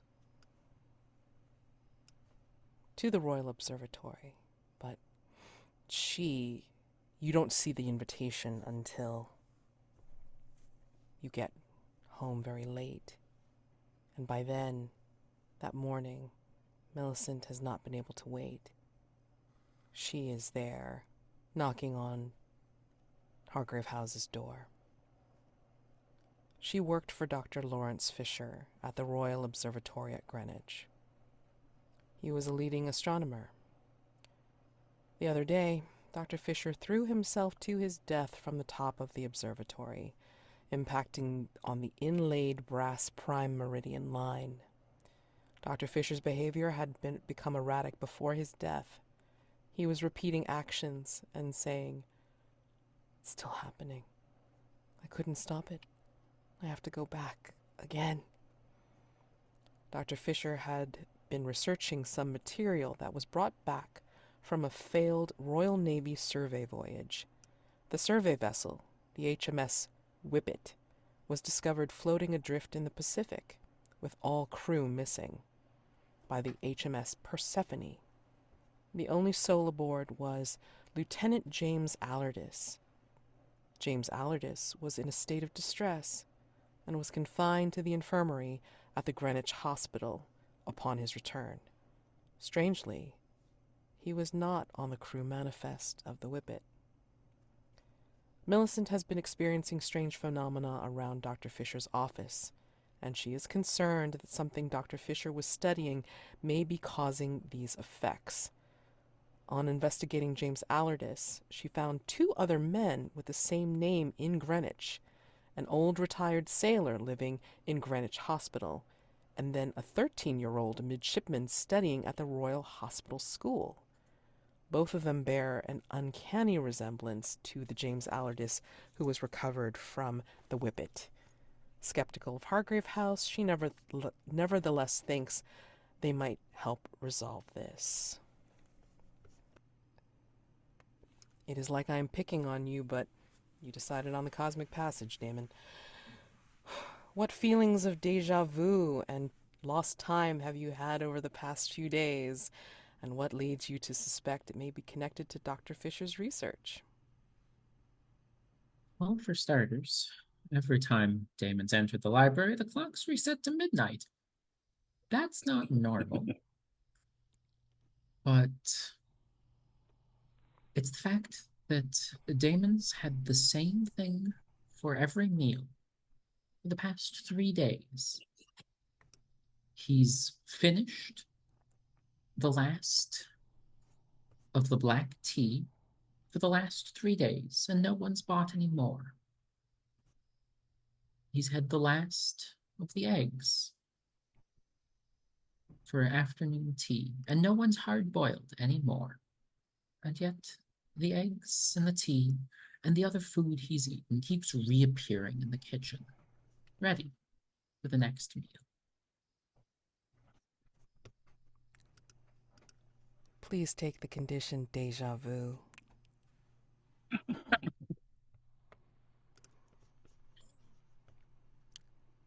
So, that is your new threat. Mean times in Greenwich. Your questions and opportunities are as follows. What did the voyage of the HMS Whippet discover, and what went wrong on the voyage? It's a complexity 4 that you can resolve the threat by destroying the source of the anomaly and breaking the strange temporal effects. Another option is to take on the complexity 6. What did Dr. Fisher learn from the material discovered by the HMS Whippet, and what power does it hold? Resolve the threat by containing the temporal anomaly so the material can be removed safely for storage or research. A hunter may also take the source of the anomaly as a reward. And then this is a lateral question, a side question, that you can choose to answer, but I think it'll be helpful if you do. Which James Allardyce belongs to this time period, and how has he fallen victim to the anomaly? A complexity 2. Help the present James Allardyce remain in this time and the others move on before all are consumed by paradox. I'll put all that stuff in the threat. But yeah, so you have choices, and you get another threat on the table. Oh, and there is a threat mask associated with this one as well. The Mask of the Clock.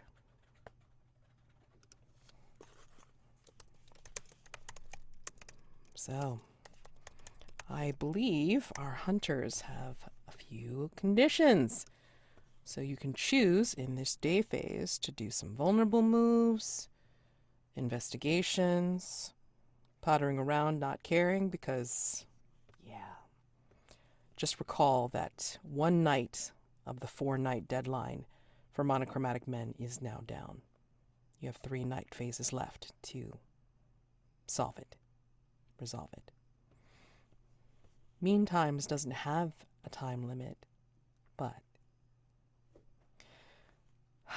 it's an anomaly.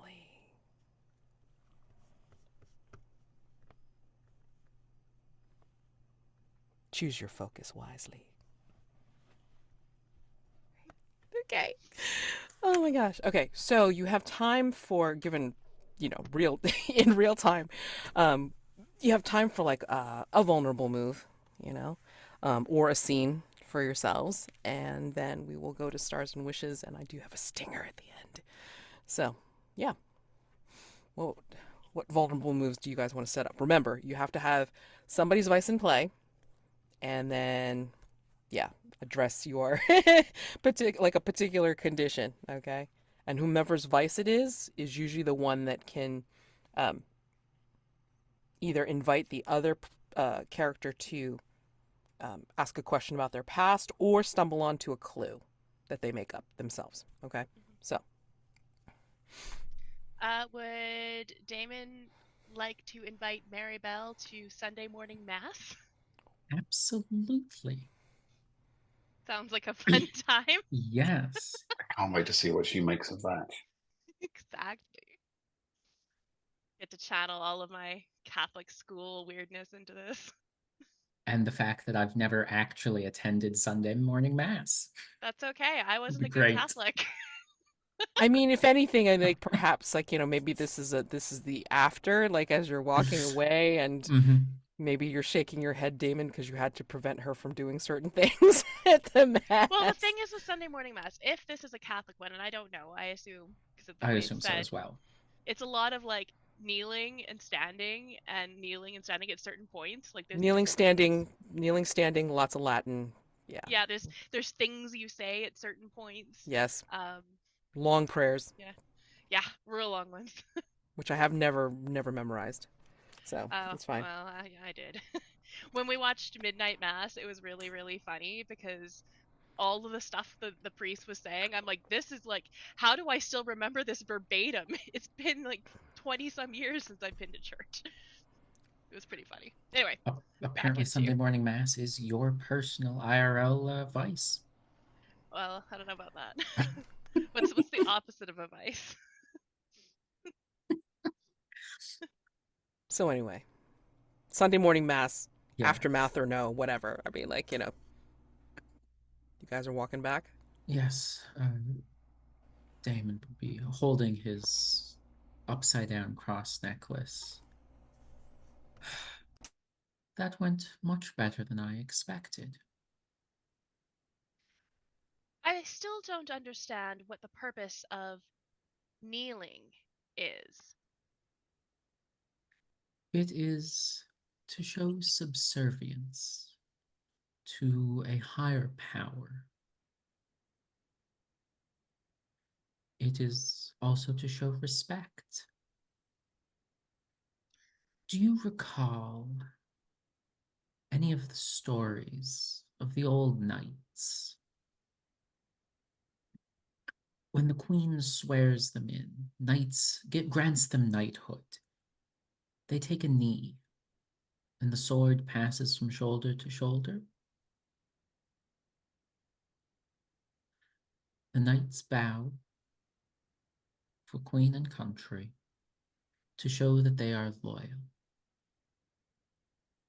We too bow in church to show that we are subservient to a higher power. It is a I Go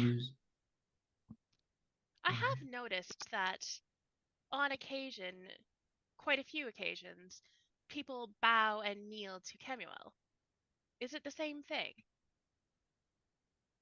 That indirectly, yes. Those who bow to Kemuel desire them. They are showing subservience to Kemuel in their undeniable power, that of beauty or grace, whichever happens to strike their fancy at the moment. Others, such as what we did today, bow out of desire for inner peace. The knights we discussed bow out of a sense of duty, a desire to protect. It's similar to, Daymond would think back to the Almanac of the Hyades, bowing to pick up a low book is bowing to the knowledge that you desire to seek. Bowing is not anything to be ashamed of. It is acknowledging that someone is stronger, better in some aspect. So, bowing to Kemuel because they are beautiful, and bowing in subservience, and bowing to knowledge. Is it because subservience and knowledge are also beautiful? In their own way, yes.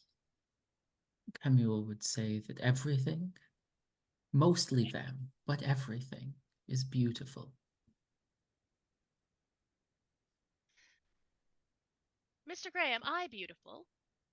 And I think I hold up the splash of prism blast that is still across my faux skin. Even with this blemish, Yes.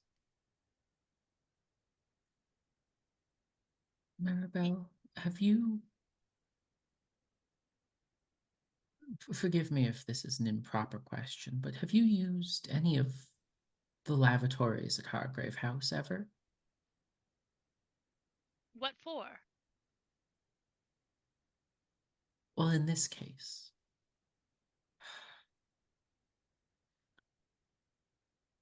would you like a bath when we get back to Hargrave House to wipe the spot off your skin? What is a bath? aside from a town in England, it is an opportunity to cleanse oneself, both spiritually and more literally, figuratively clean the skin. Just with water and soap. Ah, I see. That is similar to when I cleanse and oil my joints.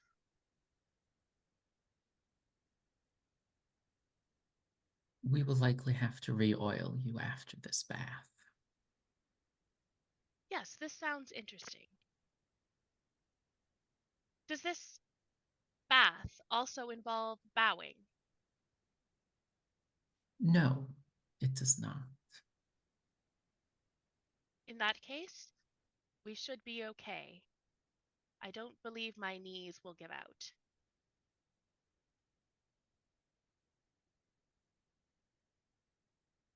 And Daymond will just shake his head. I don't think that they will. Too darling. Okay. So, conditions. Well, out damn spot is out. Okay. And knowing what deja vu brings, I chose not to clear it for the fun of it. Knowledge is desire. Okay. Yeah. No problem. All right. So, considering it's your vice, Daymond, you can either invite Marybelle to ask you a question about your past, or you can stumble upon a clue. What would you like to do? Given that we have a day phase that has to progress for monochromatic men before that can be solved, I will invite Marybelle to ask me a question about my past. Would you mind giving me a moment to think about a question? Let's go on to the other two. Let's do it. Want to do a vulnerable move? Whose vice is it? I notice Kemuel has no conditions, but I'm still going. Absolutely, If you yeah. like. Yeah, absolutely. I have one, but conditions are actually somewhat advantageous to me. But I'm still. I mean, you don't have to. I mean, like, if No, you, let's do it. if you want it to would be. if you want to scene together without any stuff, then that's fine too. No, let's do a vulnerable move. I'm up for that. Which vice would you care to partake in? Let's try yours, Okay. if you like. Yeah, I think early in the morning, perhaps Kemuel finds Val has made themselves quite at home in the library. And there is the remnants of some breakfast on a table, and Val is in a comfortable chair with a large, well, the largest hardback book. Looks quite old, perhaps from in the library, perhaps from their quarters. And if you catch a sight of the cover, it's called The Blazing World by Margaret Cavendish. Ah, Kemuel, Mr. Robel, which do you prefer? Kemuel is satisfactory. Very And well. they pull a chair adjacent up to the table and sit. Marybelle enjoy- mentioned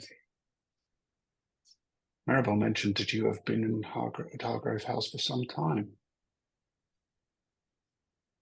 This is so.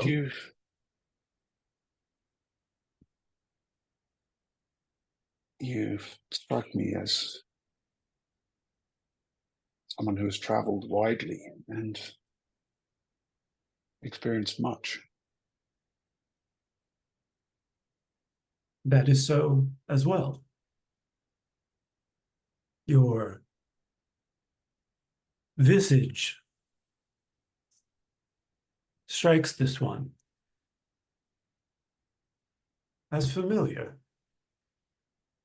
I have spent some time in Hargrave House before, and I think at this point they put the book down for a moment and reach for a newspaper that's on one of the side tables and just looks at the top of it. Yes, not for quite some time, as most people would understand it. Welcome back.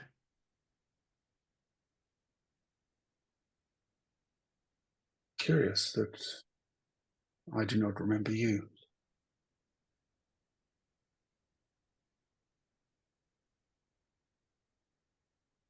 This seems to be a day for rebuffs and snubs. This one is not accustomed to being stood up or rebuffed. But this has occurred. My dear Mr. Robel, who has rebuffed you? This one had an appointment with the doctor. This one was curious to make the acquaintance of the entity in the night. Neither had time to offer. This one always has time.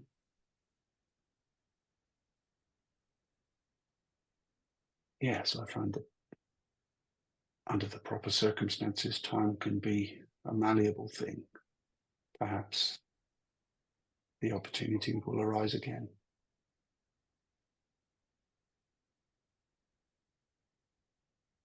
You seem wise.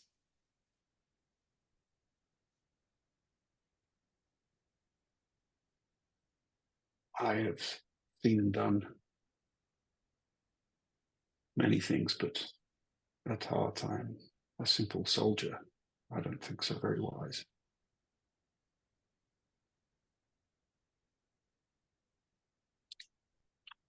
Perhaps not.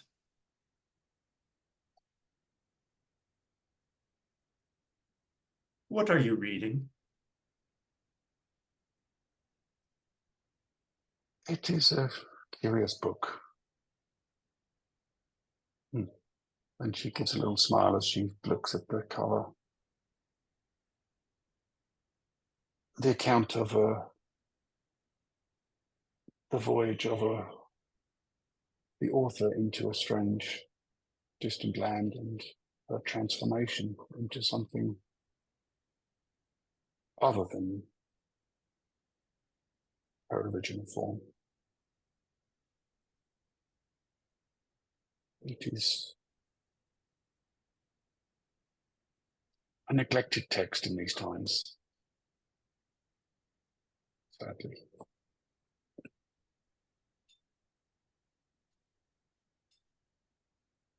The cover appears very pleasing to this one. I imagine it has been in this library for some time. It is rather old. Although something tells me your time at Hargrave House may predate it.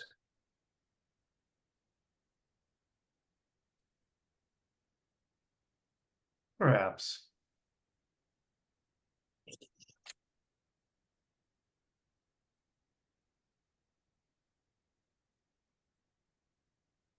Say conditions.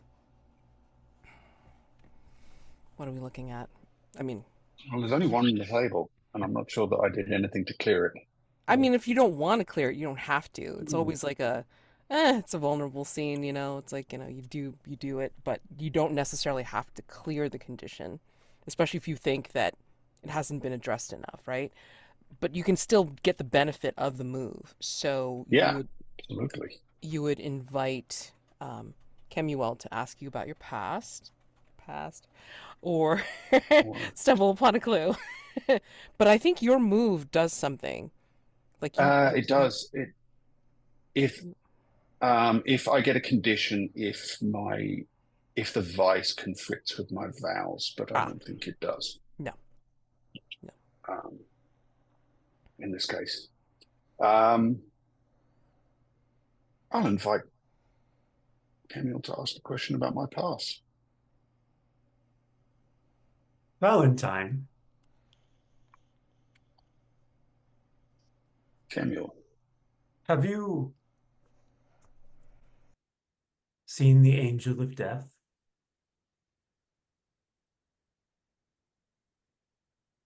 if you're speaking figuratively, then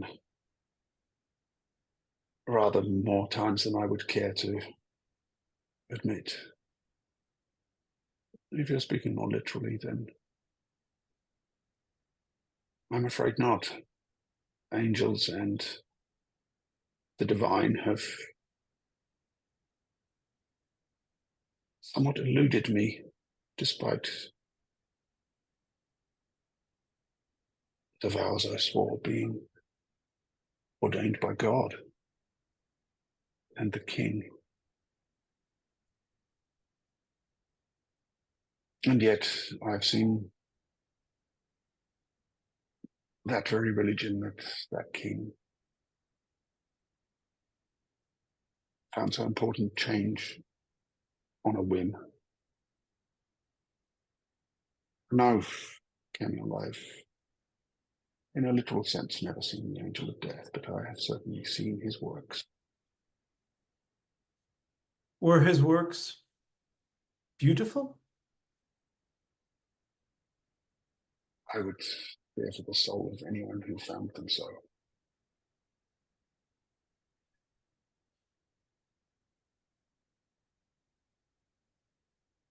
Thank you for your candor.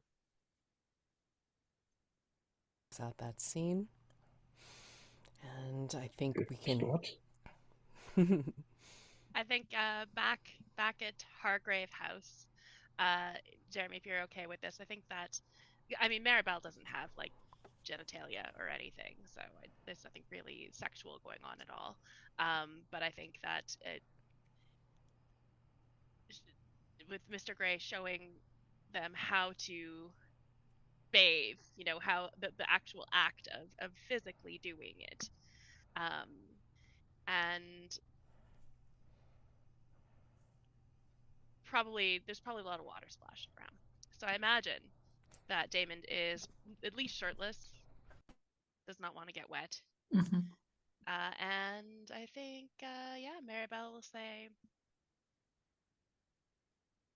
I see that you also have marks upon your skin. Should you be cleaning them off as well?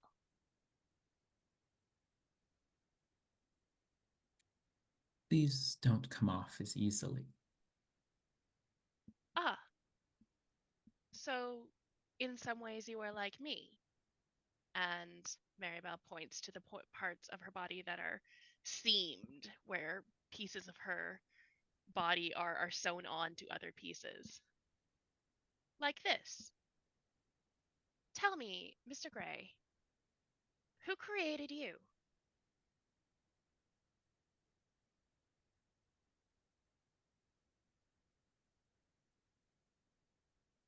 Are you familiar with a very old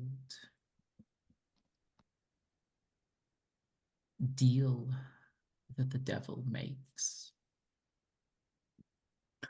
where he asks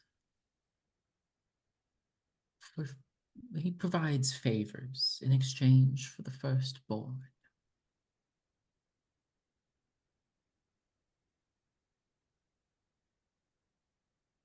There is often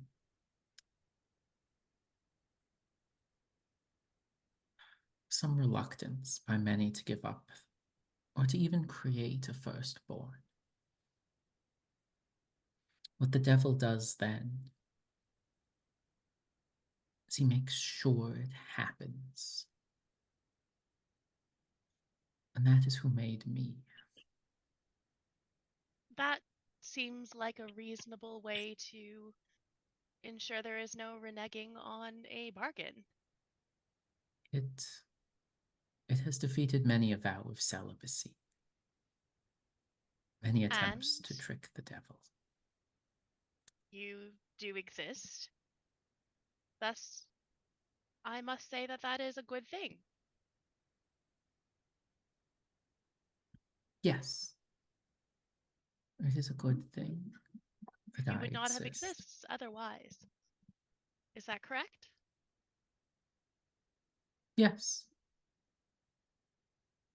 And are you grateful for your existence? I asked 3 questions. That's cheating, I know.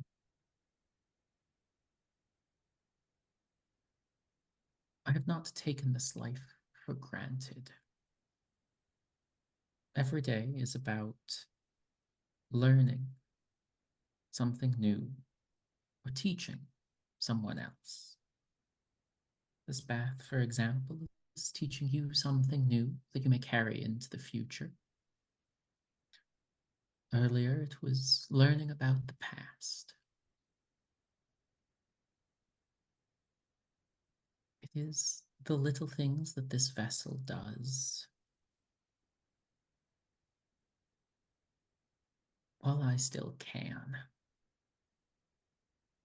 that make it important and that give life its meaning. Now, let me show you the best part of a bath, and he'll pull out a rubber duck.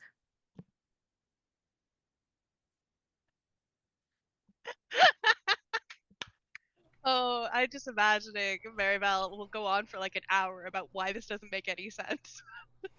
So good.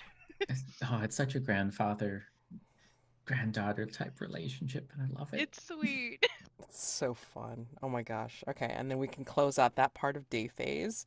We will continue on with day phase in the next session. Okay. So, yeah, we'll go ahead and do stars and wishes. And as I said, if you have time, you can stick around for the stinger. All right. So, damn, I'm just gonna go for it, right? So, I couldn't even put as many stars as I wanted to on my notes because one, I can't read them, and two, because I was really involved in watching you all do your shenanigans, and it was beautiful. So, stars to everybody, bursting stars for the masks, for the holy crap, Kemuel going for the let me it's dangerous looking. Let me go ahead and touch it. Yeah, that move. And then Maribel with the galvanized stuff with the legs, and then just yeah, like let me go for it. I mean, like I want to know where this thing's going. Sure. It's like what is that thing? It's like if you can think of the wrong thing to do, your guys are gonna do it. I love it. Um, and then the mini introduction to Val defending them, doesn't know these folk, but yet just I'm gonna do my duty. I'm like I'm gonna do it. I love that. And then Daymond. Oh man. It's beautiful when you're so good at something and yet you fail so miserably at it and we can turn it into something wonderful. Horrifically wonderful, but I mean wonderful. So, stars for that. And wishes, I mean, just more of the same because yeah, I have these threats lined up in a certain manner and I cannot wait to see what you guys do with them. I'm so happy. That's all I gotta say. So, whoever's next. I'll go next. This was wonderful. This was so much fun. First off, I'm sad that Alex can't join us anymore, but I'm really happy that you're here, Rob. It's been a really long time since we've had a chance to play the Between together, and I miss it. And it's just so much fun having like Mads and Rob and me all together again. It feels like you know the old team back together, and we have these wonderful people that I've finally this is the second session I've gotten to play with Mark and Jeremy, and just I'm really digging the vibes of all these characters, how they interact together, and how everybody vibes as a player. I feel like this is a really good group, and I'm so excited to see what else we come up with. As for like specific stars, mine are a mess because I kept writing them down in a notepad document, and they're all out of order because I kept getting distracted by how cool everything was. The masks were all fantastic. I really, really liked the masks. They were like perfectly encompassing. I could really understand about the character based on the mask. Like it didn't feel like it was filler. It felt important to the character for everybody, and I really liked that. Um, I for Jeremy, I stars for the dancing across the pages in the constellations in the book, and then pulling the thing out of the book and dancing with it there. I thought that was just a really cool. I mean, it's not really an echo, but you know what I mean. It was a really, really cool through line of what Daymond was doing in that situation, what he was thinking, what was on his mind. I thought it was really, really cool. Um, the interactions between Marybelle and Damon Gray are awesome. I love them. Like they're just there's something very weirdly innocent about it because this is, the vessel isn't a it's hard to say they're not a nice person, although, they're kind, but it's you can be kind and also be, the devil. Those things happen. Yeah, it's just really wonderful. So I'm excited to see more of that. The learning, Marybelle learning from the vessel is not something I had on my bingo card, and I'm super happy for it. Um, for Mark, the interaction with Marybelle and Kemuel with the reception of the gift and how you spun that around, and I could tell what you were doing was that dawn question prompt sort of idea where you were spinning it into um, the appreciating the beautiful over the mundane, but it was in a way of seeing the beautiful in the mundane, which is not something I normally would associate with the undeniable. But Kemuel is such a different undeniable than I've ever experienced, to the point where I was actually feeling bad for them. And I don't know what that says about me, feeling bad for undeniable, but it was great. I really loved in the unseen when you had Teddy, the description of when he was wishing to feel coveted, and every time, like I've played that unseen a lot and I've seen it played a lot, and it tends to get a little bit more on the sexual side of things, and I think it was kind of there too, but it wasn't sexual. It was more emotionally driven and more emotionally distraught, especially the way that you pulled that part in. I thought it was a really incredible moment. Really, really Take well that done. point for the dawn question. You said you didn't get an echo in the night, but that I do remember now distinctly thinking that was the whole covetousness thing, like wanting to be, wanted and stuff like that ties in very well with Oh Kemuel yeah. and then the vision. So take that Yep. point for sure. Okay. Yeah.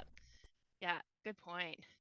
Um, I loved Kemuel wanting to be friends with the bad evil thing. That was great. And I was really impressed with the when you asked the question to Val, and the question was, "Have you seen the Angel of Death?"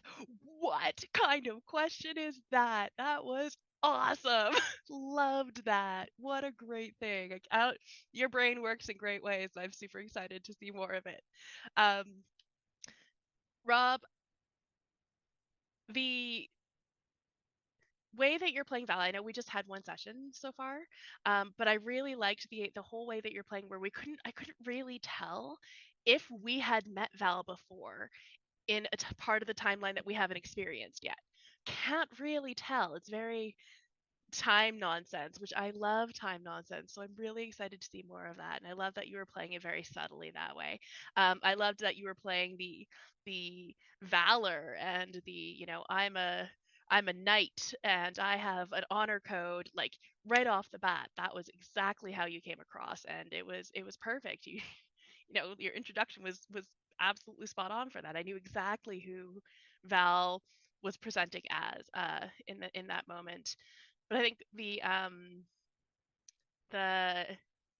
I haven't seen the Angel of Death, but I've certainly seen his works. That line Mwah, beautiful. And then Mark following it up with a Wizards Works beautiful. Oh, that was so good. What a good interaction. I'm just really excited. Okay, almost done. Stars for the engagement ring, not yet given. That was bonkers, Jeremy. That was such a good like item, the good personal quarters item. Brilliant. I also really love the gratitude of the destitute. That is so obscure and interesting, and it's going to be super fun to see how that gets pulled into play. And it's especially cool for a time traveling type, because what does that even mean? Is it gratitude of the destitute from the future, from the past, from now? How's that going to play out? I don't know, but I'm excited to find out. And then my wish right now is I'm excited to see Val and Gray have scenes together. Like, what would a vulnerable scene with these two look like? Because I feel like they're very similar in terms of, almost like in terms of personality, but very opposite in like every other way. So I'm excited to see how that happens. Yeah, that's it. That's all I've got in my notes. Incredible, so much fun. I'm so excited for next time.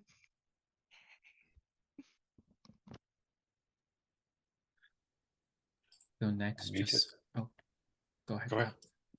Oh, I was just going to say I was too excited to make any notes, and I always forget, and that was a mistake. But there were some great moments. I really liked, Amanda called out already, but that symbolism of like Daymond dancing with on the constellations in the book was just so like psychedelically cinematic. You can imagine like that being like animated or something. That would be phenomenal. And similarly with with Kemuel's mask, when we went from that kind of description of zooming out from the earth that always reminds me of that scene in Contact, the movie, but then it like turned into this kind of dark apocalyptic very kind of mythological thing that was awesome as well. And yeah, I loved the idea of the ring that has yet to be given to me, and I think I have an idea of how I might be able to use that at some point and bring that into things. That's really cool. Yeah, all of the things that were added to my personal quarters were, I was kind of imagining, oh, somebody's going to give me like a sword or a suit of armor or something, but it was all like way more creative stuff than that. Yeah, so I really enjoyed that vulnerable scene with Kemuel as well. That was just, what he, I think it was just subtle enough that it wasn't like giving tons of stuff away, but also it was just brought out a nice, interesting bit of both of the characters. So that's just exactly what a vulnerable scene should be for. Yeah, and I don't know, which is just looking forward to more. And I'm going to work on ideas for masks and things. I've got a big notepad thing full of stuff. So I'm ready to go next time. And yeah, thanks for having me. I can go. Yeah, Rob, I really enjoyed that vulnerable scene as well. And generally a big star to you for like hitting the ground running and like jumping in and melding so well. It was really, really a fun session. I kind of echo everything that everybody's already said, but I did pull out a few just sort of images and moments. I really enjoyed the, am I an uncle? What is an uncle? And then the specific image of the manufactured smile.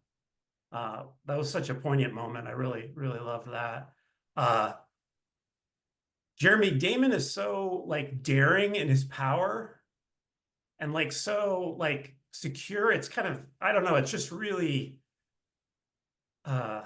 it's really striking. And I love the moment of the candles being snuffed out and then the lips stained from kissing the entity in the book. And then the ending with the rubber duck. Great. Just so fun. Mads, the Almanac of the Hyades is jealous. That's such a, like, that was such a cool thing in the moment and turned into so much that came from that. Like just really, really a cool sequence. I love I loved all the vulnerable scenes. I really enjoy seeing Marybelle and Daymond though. There's something about that interaction that's just like really gratifying.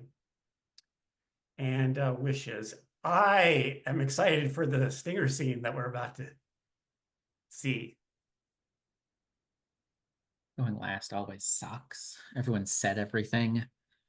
Um, stars to stars for that introductory scene with Val, where it almost felt like Val was interrupting a more important but less important conversation in the grand scheme of things. It was a delight. It was pure magic. A star to Amanda, the fact that you got so many of those unseen moments, like I just was kind of going down the list of, okay, you mentioned this, that's for this, and just like every single tick box of it's very close to you dragged everyone kicking and screaming into that piece of XP. And massive star to you, Mark, for during the vulnerable scene, I wanted to give you a hug. The fact that you brought in Dr. Weiss, and the fact that a promise to you had been made and broken, and you didn't know how to process that emotionally because it never happens. It felt so true for the undeniable, and it was great. And I mentioned it in the chat off to the side, but Mad's a star for every single one of those condition names. I know that they're the little things that get in many cases cleared up half an hour later, but they each just hit such a raw moment of that. This is why you have that condition, and here is the 4 words that will remind you 100% that this is why you're feeling this way. If I could create conditions half as well as that, it'd be incredible. See, I improved from Darkened Mirrors, where like you had to wait until the end of the session to get your conditions. So, yay. And as far as wishes, it's not going to happen. It's never going to happen. I don't want it to happen, and yet I kind of do. I don't want Daymond and Val to meet until like the finale, and it's, oh, who are you?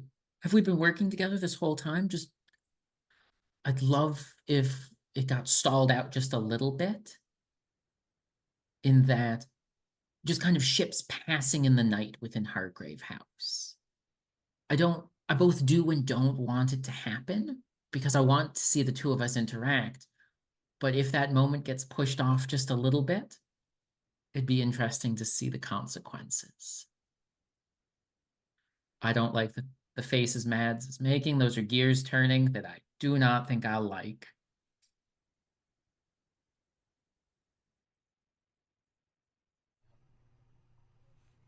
Love you all too. But yes, you've seen a force flitter through your visions, loom over life at Hargrave House, whether you suspect it or not. We open on a scene that appears in an empty, dimly lit theater. There's a stage depicting a scaled-down recreation of London. Near the back of the stage sits an opulent chair, its occupant obscured, save for the tips of their shoes and the glimmer of their eyes. They raise their hand to point imperiously at the city laid out before them, and a spotlight swings from the back of the room, to rest on Hargrave House. We catch a hint of a smile as the figure snaps their fingers, and the lights all go out, save one. Hargrave House remains illuminated by the spotlight, and the camera will pan in on a smile that widens, and a distinct clicking of wood clacking against each other in the distance, in the darkness, as we close this session. See you all next time. Happy gaming. Bye.